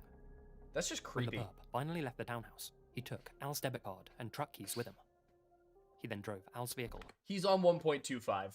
To a nearby ATM, where he withdrew $1,000 of his victim's hard-earned cash. While doing so, the ATM's inbuilt camera took several pictures of the killer, his face hidden behind a ski mask. All love to Lazy, but I think he has the opposite problem that I have when he makes videos, which is that I talk too fast and I think he talks too slow. Strangely, Al had a lot more savings in his checking account, and the perp could have taken a much heftier sum if he wanted to, but for some reason only took $1,000. Then again, money clearly wasn't this guy's motive. He hadn't tormented Al and then taken his life for financial gain. No, he'd done it simply because he could. How'd he get Al's debit card pin? After withdrawing the money, Cooper again returned to Al's townhouse, removed all the blades he had inserted into Al, and then placed them in the kitchen sink, along with the steel honing rod. He poured bleach all over them, as well as down the shower drain to remove any DNA evidence he left behind. He'd done it simply because he could. After withdrawing the money, Cooper again returned to Al's townhouse, removed all the blades he had inserted into Al, and then placed them in the kitchen sink, along with the steel honing rod. He poured bleach all over them, as well as down the shower drain to remove any DNA evidence he left behind. Finally, he walked out the front door and vanished into the night. To this day, nobody knows who Robert Cooper really was, or why he did what he did. He had been careful not to leave behind any trace of his identity, even in the lead up to the slaying. The only evidence he had left behind was his phone number, which he had used to contact Al in the first place, but it turned out that he had actually been using a burner phone. That very phone was found in downtown Denver, and investigators were able to work out which 7-Eleven Cooper had purchased it from. One close to the University of Colorado's library. But Cooper had done his homework. He had waited 30 days to activate his burner phone. Guess how long that 7-Eleven kept their CCTV footage before deleting it? Bingo. Exactly 30 days. Cooper was also smart enough not to call any... That doesn't necessarily mean that he knew anything about 7-Eleven's policies, so much as he knew that CCTV cameras typically only keep footage for periods of 14, 30, and 60 days. Anyone else using that phone. So, unfortunately, this seemingly vital piece of evidence was, in reality, worthless. Mr. Cooper had been disturbingly methodical. As the investigators would come to learn, just before Al's untimely slaughter, numerous other landlords in Aurora had left ads at the University of Colorado's library, looking for tenants to rent their empty rooms. Many of them had been contacted by a man calling himself Robert Cooper. Several of them even met with him. One landlord described him as a well-dressed man who walked without a limp. Another landlord, who happened to be familiar with European dialects, said that the man spoke with a distinctly Romanian accent. According Interesting. to her, Cooper spent a lot of time examining her windows.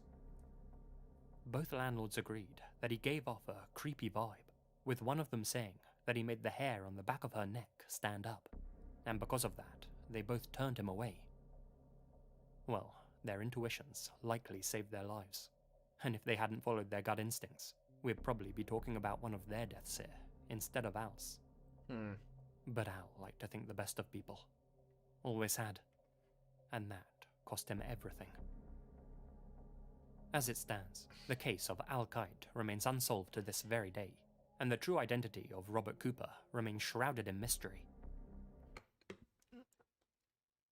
I mean, let's take Romanian off the table and say Eastern European in general. Doesn't really explain anything about why he did what he did, though. And it's...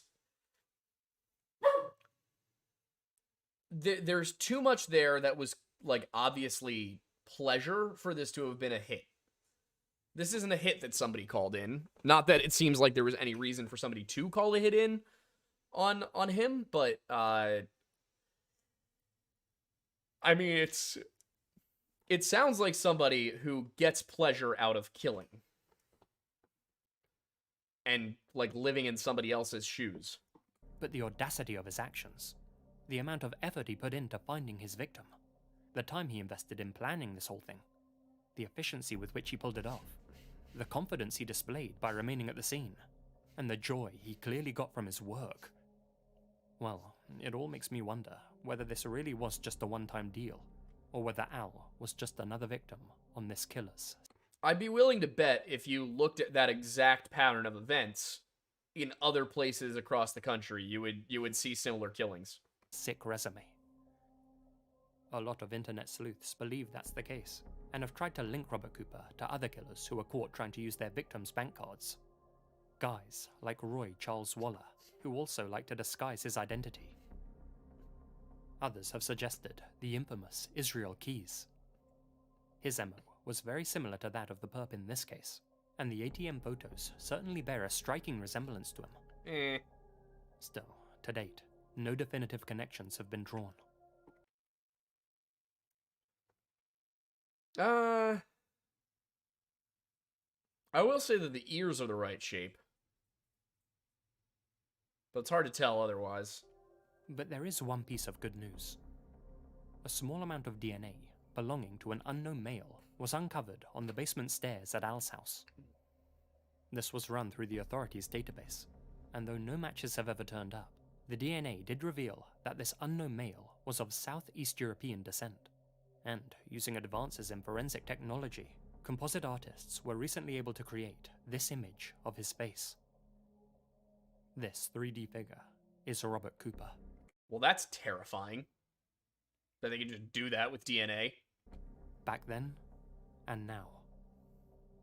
With developments like this still being made more than a decade after the incident, perhaps one day this incredibly sinister figure will be brought to justice, and this rabbit hole finally filled in. With a little luck, the FBI might be able to map his family tree and find him that way in the near future. So that is actually how they identified the boy in the box from Philadelphia. Somebody else took a DNA test, and there is a global organization who I cannot remember the name. It's not Interpol. It's basically a group that works with DNA testing companies to check DNA against like cold case samples for police work and investigations. That's how they found out who Joseph Augustus Sorelli was. And I would not be surprised if that identified this guy at some point. All we can do is shudder at the fact that people like Robert Cooper actually exist, and that, on any given day, they could choose to target. They said he beat him with a pipe? I don't think it said if they took the pipe with him, but I mean, it's weird that he beat him with a pipe and not the cane, but... At you, not because you wronged them, but just for the thrill of it.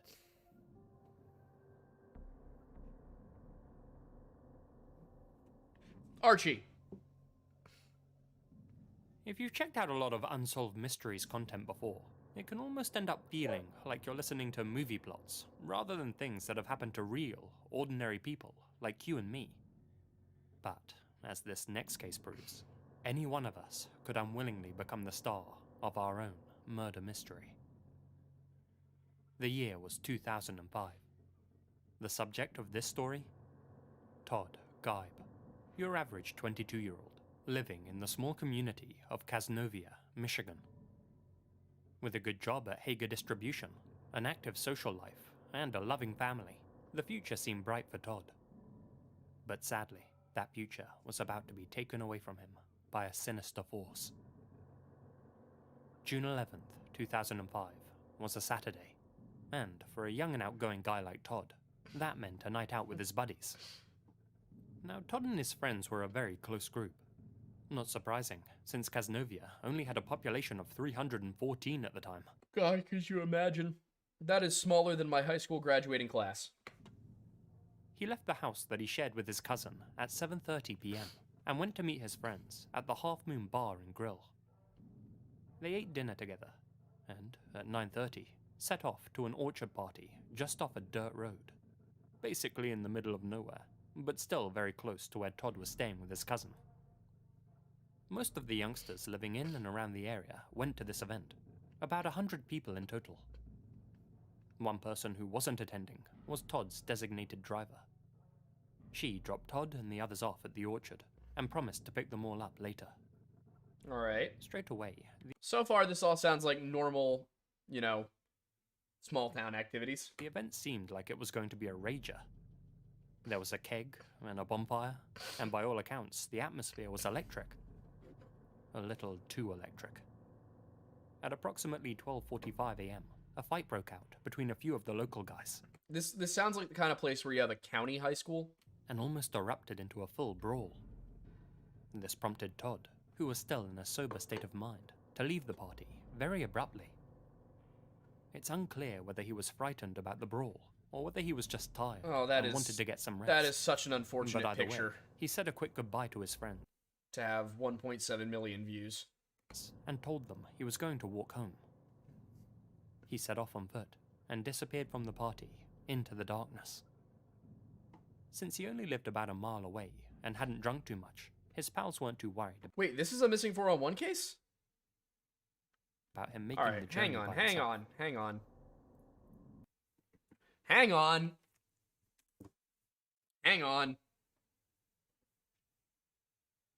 Oh, hi, Archie. How you doing, buddy? I'm also going to put on a hoodie because I'm a little chilly. I need to get my notebook because if it's a missing 411 case, then I might want to write a few things down. Oh my god, would you charge? Archie, why did you make a mess?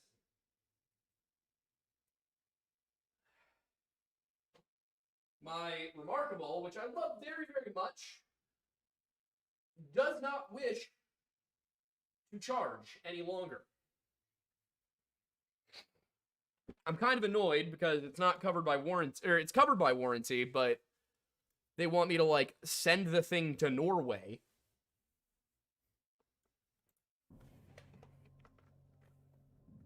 If you've checked out a lot of Unsolved Mysteries content before, so I'm probably just gonna order a new one. To movie plots, rather than things that have happened to real, ordinary people like you and me.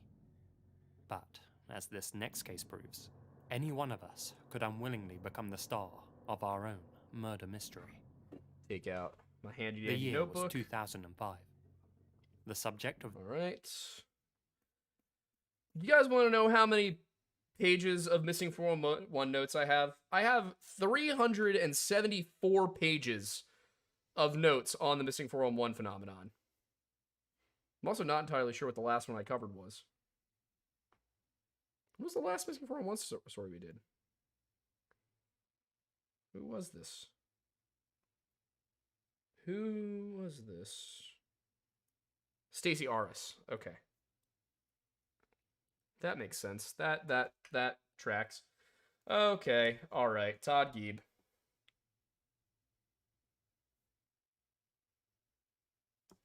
This story? Todd Geib. Your average 22-year-old, living in the small community of Casnovia, Michigan. With a good job at Hager Distribution, an active social life, and a loving family, the future seemed bright for Todd. But sadly, that future was about to be taken away from him by a sinister force. June 11th, 2005 was a Saturday, and for a young and outgoing guy like Todd, that meant a night out with his buddies. Now, Todd and his friends were a very close group. Not surprising, since Casnovia only had a population of 314 at the time. He left the house that he shared with his cousin at 7:30 p.m. Where is Casnovia?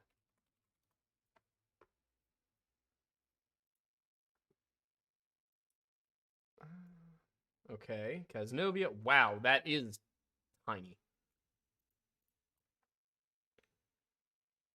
That is... Wow! Okay, so this is... We're looking at like a Brandon Swanson type situation here. Brandon Swanson. Yeah, Brandon Swanson. Alright.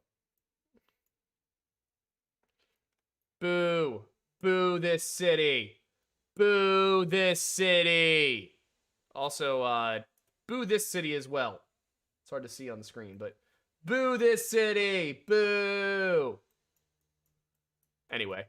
Alright, so what are we looking at? It is so weird to me how the entire Midwest is just a grid. Like... Do you see how many just squares of land there are? And listen, before you're like, well, yeah, Aiden, it's a farming state. It's agricultural. So was Pennsylvania. Do you...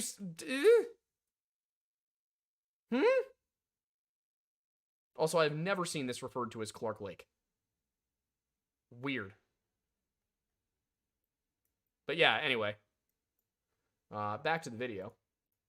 And went to meet his friends at the Half Moon Bar and Grill. They ate dinner together, and at 9:30, set off to an orchard party just off a dirt road. Basically in the middle of nowhere. What was it called? Orchard party just off. They ate dinner together, and went to meet his friends at the Half Moon Bar and Grill. They ate dinner together, and at 9:30, set off to an orchard party just off a dirt road. Basically in the middle of nowhere, but still very close to where Todd was staying with his cousin. Most of the youngsters living in and around the area went to this event, about 100 people in total. One person who wasn't attending was Todd's designated driver.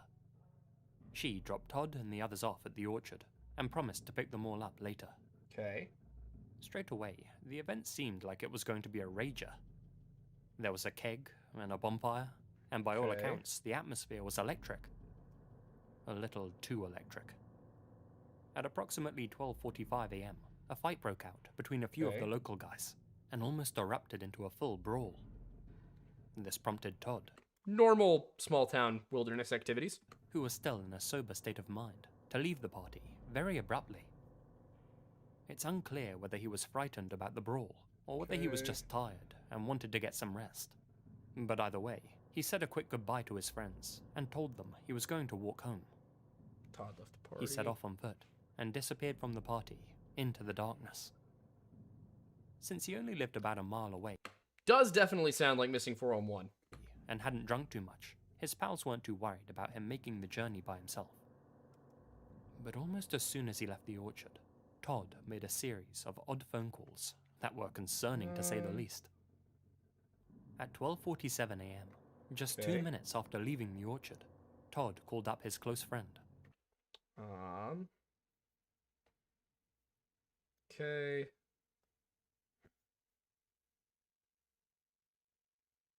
has he lived? You guys are currently not seeing the research process. Just for the record, this is not how I do my research. But since he's given me all the info, I might as well write it down. Who had dropped him off. I will, if I do this case, I will go back and redo all of this myself. I never, ever, ever, ever, ever, ever, ever use just one other person's work. I will always recheck, and I will always go for the primary source, the original journalism, whatever, before I trust another YouTuber, because I don't know what their process is. I only know my process. So my process is always from scratch, but this is nice. She answered, and Todd simply said, "I've had enough," before the line cut out. It's not known whether he meant he had had enough of the event and wanted to be picked up, or if he meant he had had enough generally. In another call, which he made at 12:51, he told that same friend. Okay, hang on. Sorry, I was reading chat. He answered. His close friend. 47 a.m. Just 2 minutes after leaving the orchard, Todd called up Bart, are you behind? His close friend. Where do I get my info for 401 cases? Anywhere. Anywhere that I can find information. I usually... So I used to start with Strange Outdoors. I still do that sometimes if there's no other summary, but I'll usually go and I'll look for the event in newspapers, and I'll start there, and then I'll just start chasing down leads. You know, all right, well, what's the history of the area? What's the geography like? You know, who did this person know? What were they doing? Basically, I try and get as many eyewitness accounts as possible, and then get as many facts as possible, and compare the two. The woman who had dropped him off. She answered, and Todd simply said, "I've had enough." Okay, his DD at 12:47 to say, "I've had enough." Before the line cut out. "I've had enough," she answered, and Todd simply said, "I've had enough," before the line cut out. It's not known whether he meant he had had enough of the event and wanted to be picked up, or if he meant he had had enough generally. In another call, which he made at 12:51, he told that same friend, "I'm in a field." Called again at 12:51. Before the line cut out once again. His friend immediately called him back. Okay. Called his DD at 12:47 and said, "I've had enough," and line cut. Call again at 12:51 and said, but before the line cut out once again. "I'm in a field," and then the line cut out. It sounds to me like he did not have good cell reception. Did it say what year this happened? Where are we right now? We're at 1805? Almost end up feeling. The year was 2005. 2005. All right, right now it's feeling like bad cell reception is the reason for the phones cutting out, but it, you know. Immediately called them back, but all she could hear on the other end of the line was either the rush of wind or heavy breathing. Okay, DD immediately called back, but only heard rush of wind. Hang on. Wind or heavy breathing.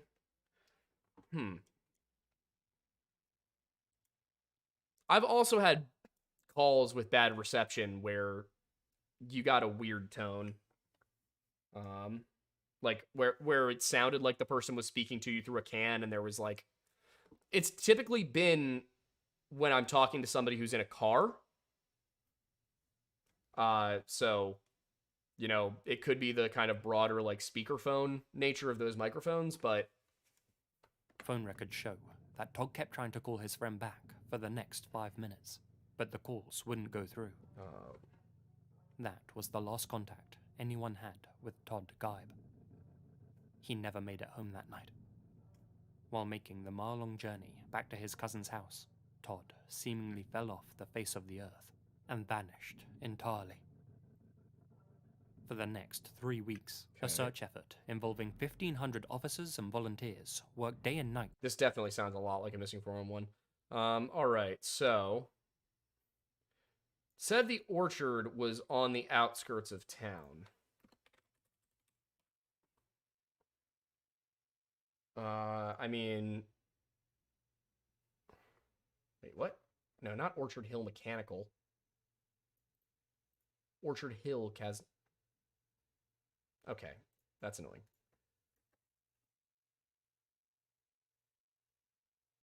What about that? Does that take us nearby?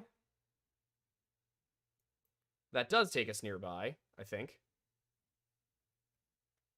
Nah, I feel like, yeah, that's south of Michigan. No. Oh, alright, so... Casnovia. So, wherever he lived, it said he lived in town. What's Orchard Hill, though? That's my question. Orchard... Casnovia Orchard. That says Orchard Hill, Casnovia. That's just Orchard Hill Plumbing, though. You would think that if it was called Orchard Hill, it would be near an orchard. So Snappy Apple Farms. That sounds...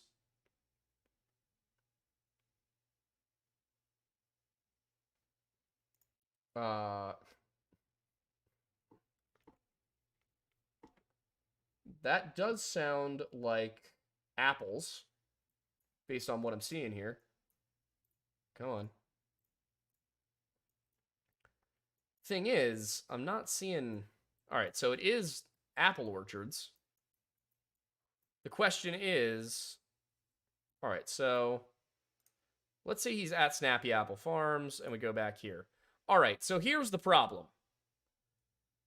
It does seem, based on what's being said here, that this is where they were, at Snappy Apple Farms. But it could also be... so it looks like there's a bunch of orchards around here. So here's the problem that I'm running into. Based on what I'm seeing, it looks like this place is surrounded by apple orchards. Like, that's a fruit farm. That's a fruit farm. We got a fruit farm here. We got a fruit farm here. What's this? Kent City?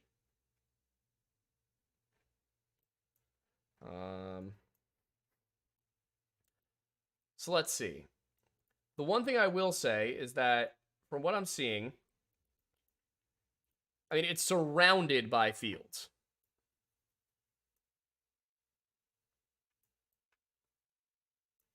Let's see. Let's, Todd Geib.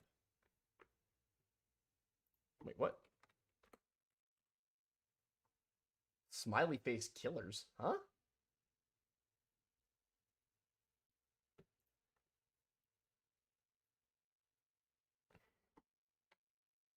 What does this have to do with the smiley face killers? Oh, okay, saying he might be a victim of the smiley face murder theory. Did Wendigoon do a smiley face killers episode? I thought he did. Was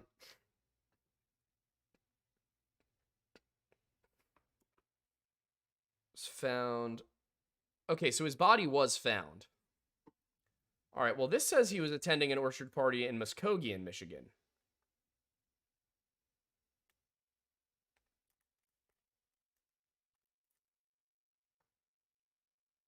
Okay, Muskegon County. Is that where Casnovia is?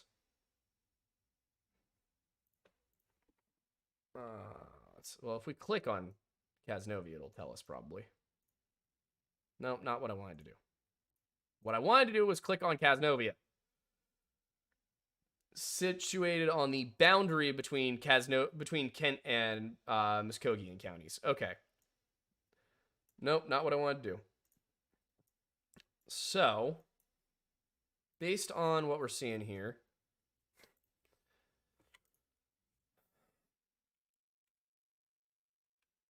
all right. What I wanted to do here was figure out where the orchard was.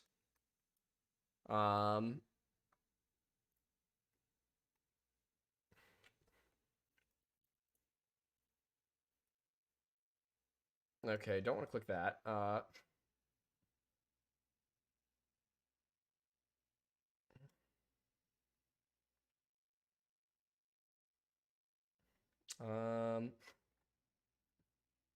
Here, let me slide this over here to see what it is. Wait, why the hell is that censored? Okay. All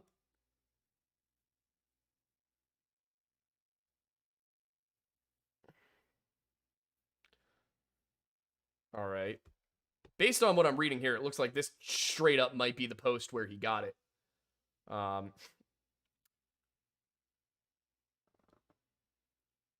Okay.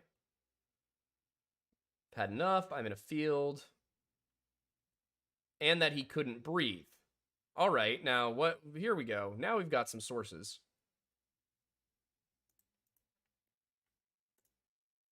If I told you that a college... Okay, so this is Mr. Ballin's coverage of it. True case files. They're going to tell us where he was. In a rural, marshy area of Casnovia with hip-high grass that expanded over 6 miles.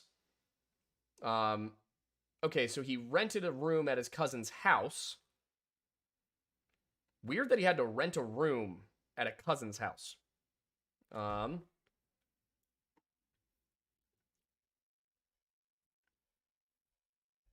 Okay. Okay, now I'm thinking this is what he used. Let me see. Does he give any of his sources? He did not. Let's see. To help find Todd, involving 1,500 officers and volunteers. Is this it telling us? Wait, what? Ovid Hall Lake, Casnovia Township Park. I don't see either of those things on this map.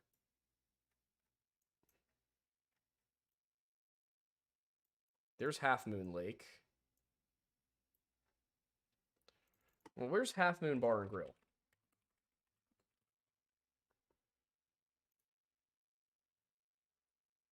That is definitely not the right one.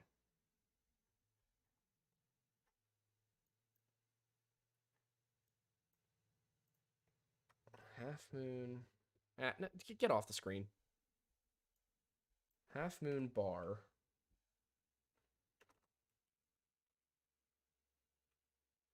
Maybe it's not there anymore. Bar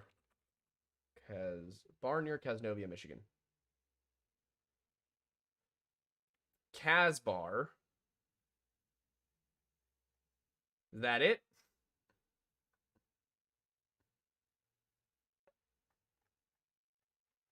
See, here's kind of the problem here that I think we may be running into with this specific video, is that Lazy Masquerade is English and may not quite grasp the scope of the fact that Michigan is the size of Scotland.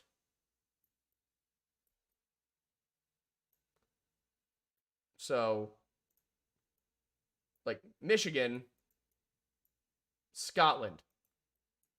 Michigan, Scotland.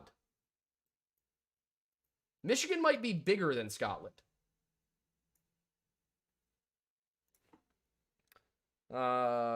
area of Scotland. Okay, 30,000 square miles.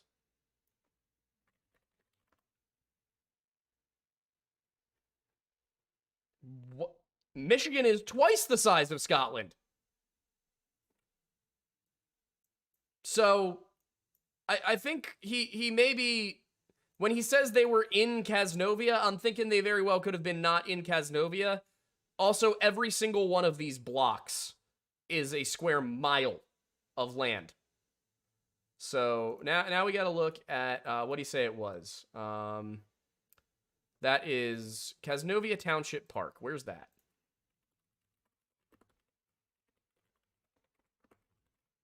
Park.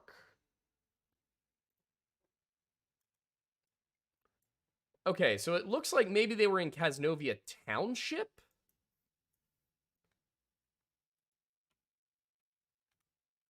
Because they were saying Ovid Hall Lake.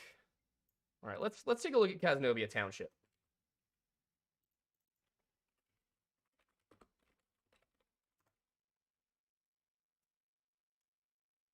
Okay, so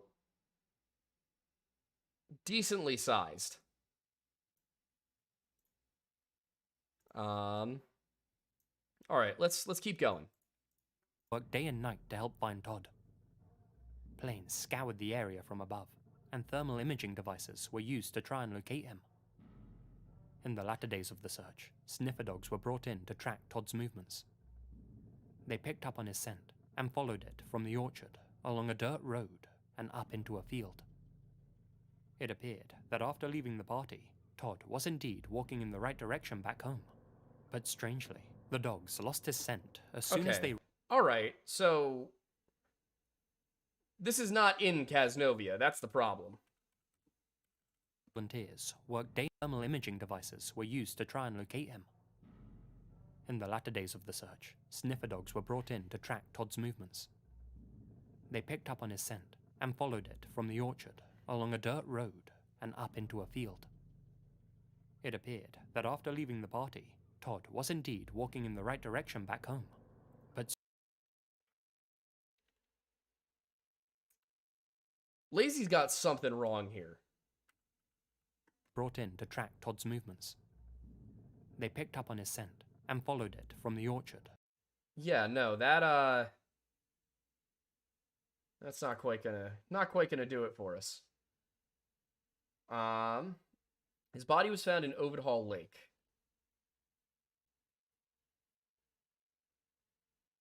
Had a 0.12 blood alcohol okay, so Lazy said he was still in a sober state of mind, which has significantly changed since we've read this. A 1.2% blood alcohol content is not like... A 0.12% blood alcohol content is not minor. Like, that's not sober. That is well above the legal limit and on your way to severe impairment. Like, when I had alcohol poisoning, I had a 0.52%.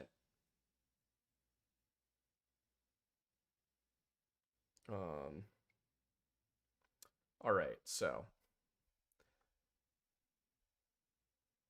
All right, so he called a friend at 12:47 to say he'd had enough. He did not call the DD. Called a friend. So this is why, guys. This is why I never, ever, ever, ever use other YouTubers. Ever. Because Lazy Masquerade is good. I have rarely watched a video of his and then done a video of on my own, and found him to be far off. I think part of it is because he's not really much of an investigator so much as a storyteller, whereas we're trying to get to the bottom of these things. But yeah, every once in a while, something little gets in there that you're like, hang on a sec, that's not right. Okay, so... designated driver.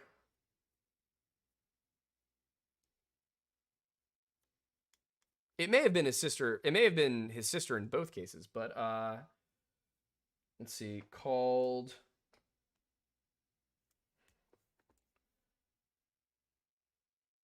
sister at 12:51 and said, "I'm in a field." Then his line cut out. She immediately called back, but only heard rush of wind or heavy breathing. Tried to call again, but calls wouldn't go through.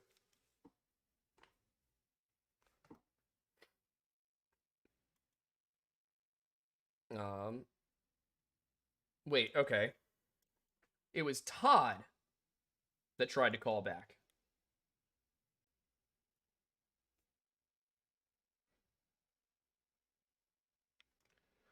Let's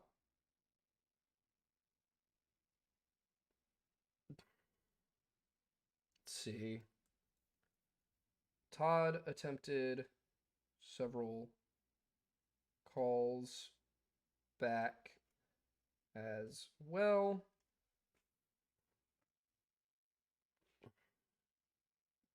But I mean, did they... Okay, it looks like he tried to call, but it didn't go through. But she did not receive them. Okay.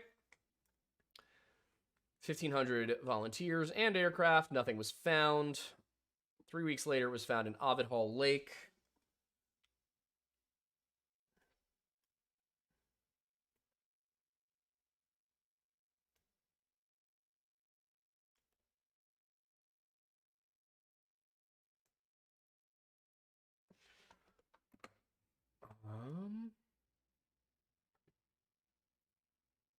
Cause of death was determined to be drowning, but the manner was undetermined. All right, where do we go from here? Along a dirt road and up into a field. It appeared that after leaving the party, Todd was indeed walking in the right direction back home. But strangely, the dogs lost his scent as soon as they reached the main paved road. The road that would have led Todd straight to his cousin's house. The final... All right, so it seems like what they're saying is that what Lazy is saying here is that the party was here and he went here? I'm confused now. Stretch. The road that the dogs lost. Todd was indeed into a... They picked up the days of the search. Sniffer dogs were brought in to track Todd's movements. They picked up on his scent and followed it from the orchard along a dirt road and up into a field. It appeared that after leaving the party, Todd was indeed walking in the right direction back home. But strangely, the dogs lost his scent as soon as they reached the main paved road. The road that would have led Todd straight to his cousin's house. The final stretch of his journey. But why did his scent simply vanish when he reached it? Did somebody pick him up after all?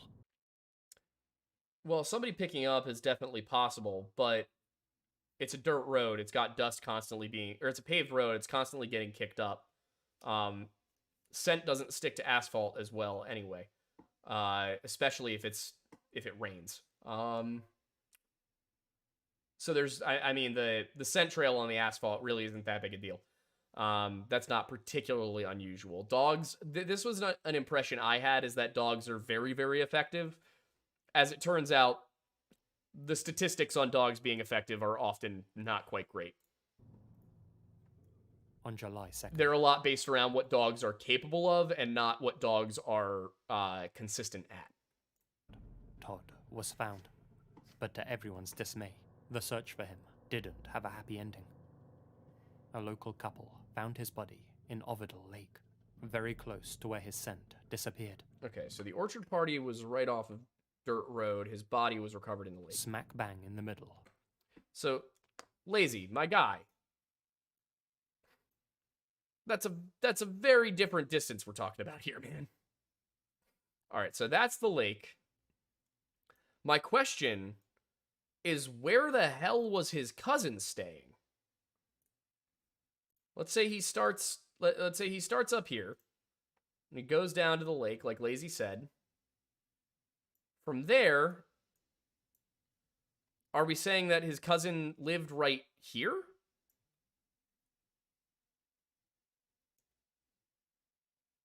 Is that what's being said? Seems like it. Of the search area. But he wasn't submerged in the lake. He was standing upright, his head and shoulders above the water's surface. It almost looked like he was still alive and was just treading water. But there were no ripples, and the lake was completely still. At first, the wife thought that he was a beaver, but when the couple realized what they were actually looking at, they immediately called the authorities. Investigators arrived and removed Todd from the lake. He was fully clothed, and his wallet was still in his pocket. There were no noticeable injuries on his body, and... Okay. Fully clothed. It was still in his pocket, and removed Todd from the lake. He was fully clothed, and his wallet was still in his pocket. There were no noticeable injuries on his body, and since he had a large amount of alcohol in his system, they theorized that Todd must have left the party, then decided to go for a drunken swim, and ultimately drowned. Injuries? Well, that doesn't make sense. If he had drowned, his body would be at the bottom of the lake, not standing upright in it, with his head out of the water. It was a classic case of misadventure, and they closed the case almost immediately. But their conclusion just didn't seem to make sense for several reasons. Firstly, how had Todd's body gone undetected in that lake for 3 weeks when he was so obviously standing in the middle of it? A group of 1,500 had thoroughly searched that area. It seems strange that nobody spotted him. Secondly, most people who drown are found bobbing face down in the water. But the chilling way in which Todd was standing, it almost appeared as if somebody had placed him there. It also doesn't make sense that Todd would go swimming fully clothed. Not to mention, when he left the orchard... well, I mean, if he was that drunk... Everybody noted how clear Todd's head was. Like he hadn't had too many drinks at all. I also tend to appear very, very coherent when I'm very, very drunk. My friends actually, on a number of occasions, have had trouble determining that I was, in fact, drunk. This is not to say that I am always totally clear-headed and coherent when I'm drunk, because if Mikey and PJ and everybody are still in the chat, they probably have seen me a little sloppy, a little messy, on an occasion or two. But no, a blood alcohol content of 0.12%, depending on how you handle your liquor, could very much appear normal. I'm not surprised that drownings due to alcohol are common in Michigan or Wisconsin, because the alcohol consumption there is monstrous. Okay, so autopsy determined he had a 0.12 blood alcohol content at the time of his death. So let's save that bit that I had in here for later. You guys do get to see the thought process, though. Okay.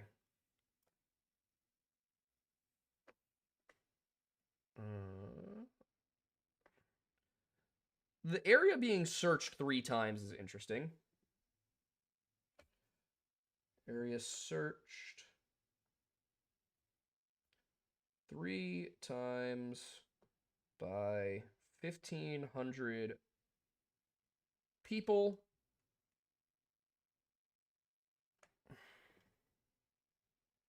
But nothing was found. All right. In response to these questions, a team of independent investigators examined Todd's remains. Okay, no context, fair. But also you got to remember that the point of those videos is for me to be drunk and rambling. And what they discovered was truly disturbing. Although Todd had been missing for 3 weeks, he had only been dead for 2 to 5 days. Interesting. His body was in too fresh a condition, and there was hardly... Okay, so Todd had only been dead 2 to 5 days when found. Hardly any insect activity or algae built up on his body. Even stranger, they found absolutely no water in his lungs. None whatsoever, which completely discredited the police's conclusion that he had drowned and strongly indicated that he had been killed on land and then placed in the water. Lungs. As a result of these findings, this independent team conducted a number of tests with pig carcasses. They placed these carcasses in the lake to examine the rate at which they decomposed. Pigs are anatomically very similar to humans, so they wanted to see if, after 3 weeks, their carcasses were in a similar condition to Todd's body. As expected, a huge number of insects colonized the pigs.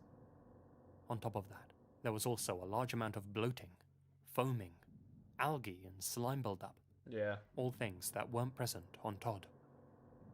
There was no way he had been in the water for all those weeks, and he had almost certainly been the victim of foul play. This new team theorized that when Todd made it to the paved road, he was actually picked up by one or more people. So here's the thing, it does sound like he was kidnapped.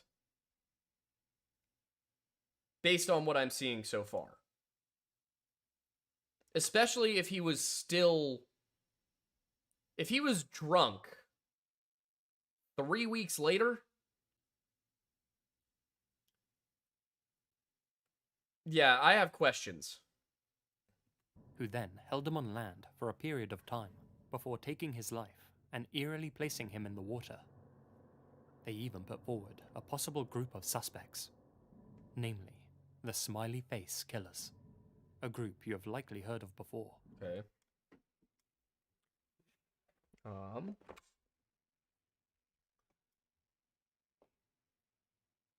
Yeah, I'll wait on that one. Their existence remains unverified, but many people, including seasoned investigators, believe they're a shadowy group of organized killers who target young, successful, popular men, and almost always dump their remains in rivers, canals, and lakes, often leaving behind their graffiti signature close to the scene. A crudely sprayed smiley face. According to some witnesses, one such smiley face was found spray painted on a tree. Sounds a lot less like an organized group and more like a decentralized ideology or ARG gone too far, you know? Near Ovidal Lake, though I can't seem to find any official reports confirming that. The team speculated that the Smileys forced Todd to consume a lethal dose of amitriptyline and desipramine, 2 prescription substances which were also found in his system. Okay. A smiley face spray painted to a tree. Also, to be clear, I know nothing about the smiley face killers. That was just my remark based off of what he just said.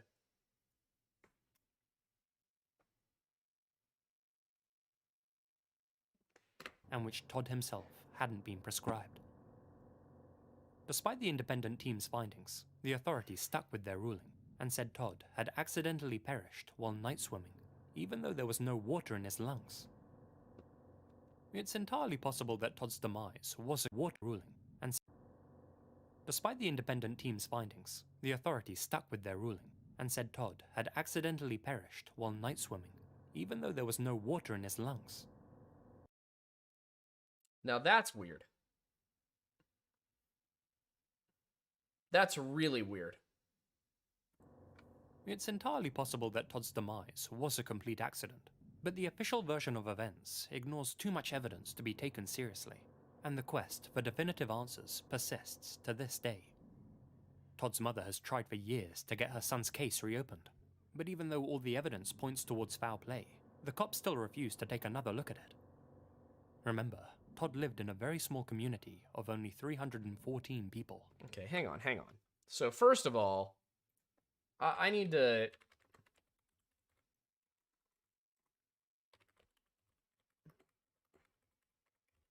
I need to get something clear on here because I'm guessing Lazy doesn't understand the difference between townships and towns. Okay, so Casnovia Township, and this caught me when he said it in the first place too. When he said that there were only 300 people in the town, but about 100 of them were at this party. That didn't sound right to me. This makes a lot more sense, that Casnovia Township has a population of nearly 3,000, and there were 100 people between the ages of, 17 and 25 at this party. That makes a lot more sense, especially since the population was 2652 in 2000. So that definitely strikes me as interesting. The other thing, if I can figure out where the thing was, this says that he rented a room at his cousin's house on Moon Court on the evening of the party. Where's Moon Court? Moon Court, Casnovia. Okay, yeah. So, where were they saying the trail was? Okay, so, all right, now I see what they were saying. I needed to zoom in. All right, so, what they're saying, it sounds like, is that they lost his trail when he hit this asphalt road right here. There would be no reason, in my opinion, for him to have hitched a ride at this point. We're talking about half a mile. The only reason I can imagine that somebody would do that would be if somebody drove by and offered him a ride. But that would imply that whoever drove by knew who he was. And from what I'm seeing, it looks like he didn't actually live here. Because it says he was renting a room, or is it? Okay, hang on. This is what I'm confused about. This is what's got me bugged, is the wording of this file right here. Todd rented a room at his cousin's house on Moon Court on the evening of the party, and he intended to sleep there afterwards. Why would he rent a room from his cousin? Is he renting a room in the house his cousin owns? Like, that's what's got me a little confused here.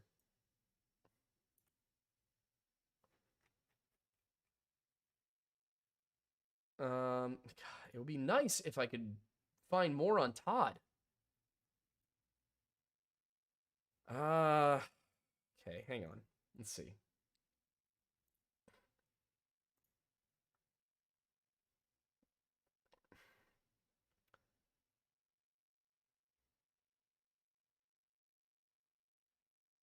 He lived near Half Moon Lake. All right, so what I'm getting here, this is so frustrating, the way that people write sometimes. Yum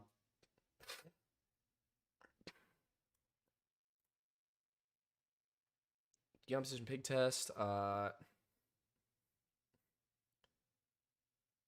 Okay.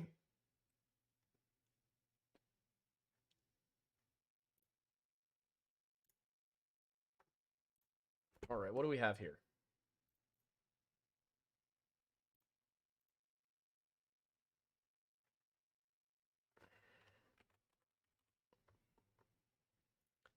Maybe if I go to newspapers.com.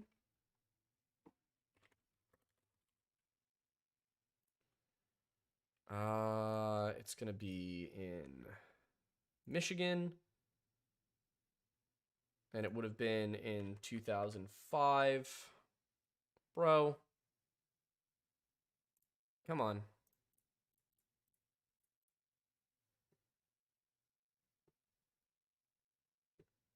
All right.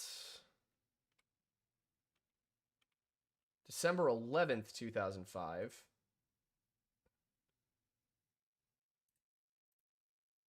Are these all scans of the same? No, this is. All right, now what's this? Loving father of Milo, grandfather of Reno and Stacy Todd Geib. What does that mean? So see, that's interesting. Okay. Results of an autopsy were incomplete. Labeled suspicious death. He was last heard from on June 12th at an outdoor party. Okay, so this says about 1.5 miles from his house. Where did Todd Geib live?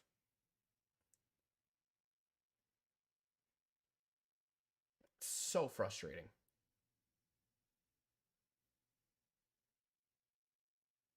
It does look like he lived there. He was 22 in 2005.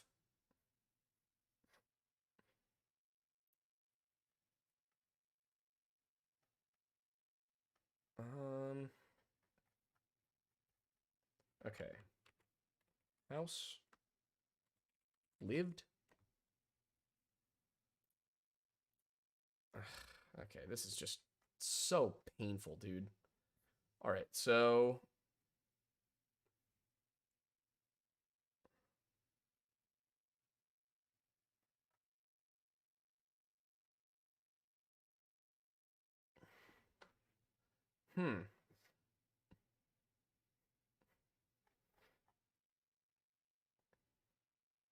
So it does sound like he actually did live in Casnovia Township. That makes the most sense. It wouldn't make any sense that he would be renting a room at his cousin's house for a single night. I cannot imagine any of my cousins charging me to stay with them for an evening. If somebody did take his life, it doesn't seem like it would be hard to find the person responsible. Okay. That, combined with the authorities refusing to reopen their investigation, has led some people to believe there's a cover-up going on. If that's the case, then the only questions left to answer are who are the authorities protecting, and why? What's the last one in here? Ursula Herrmann. We'll have to watch that one on the next one because it's already 9 p.m. But let me really quickly. 0.12% ABV. And he had, what do you have in his system? So a large things that weeks theorized that when Todd made it to the paved road, period of time, forward a possible group of suspects, namely the smiley face killers. They're a group of almost all their tree near Ovidal Lake, though I can't seem to find any official reports confirming that. The team speculated that the Smileys forced Todd to consume a lethal dose of amitriptyline and desipramine. Okay, amitriptyline. What is that?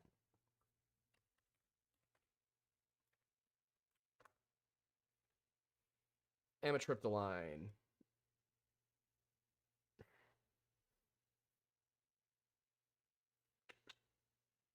What is that? The name of the drug?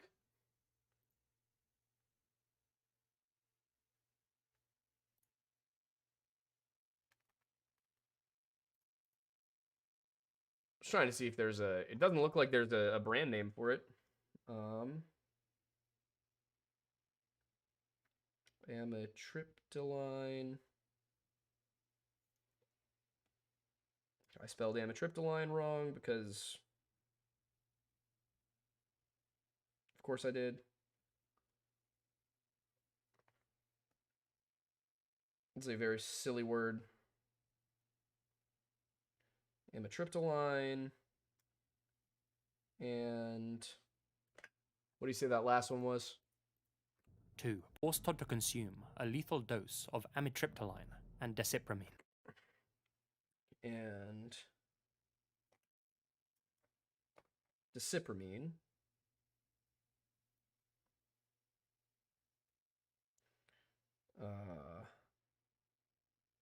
In his tox report. What does desipramine do? Is it also... See, so here's the thing. Here's what I was trying to figure out and see if there were brand names for these. These are not normal, like, these are not drugs that I often hear. You know? They're not party drugs. It's not like he was taking Xanax or Ativan or something like that.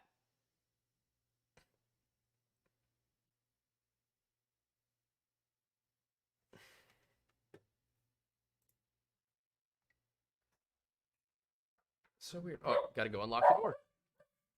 Gotta unplug.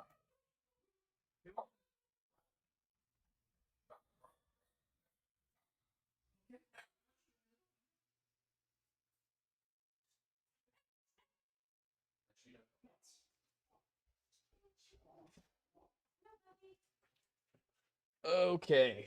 All right. I'm back. All right. So that one's weird.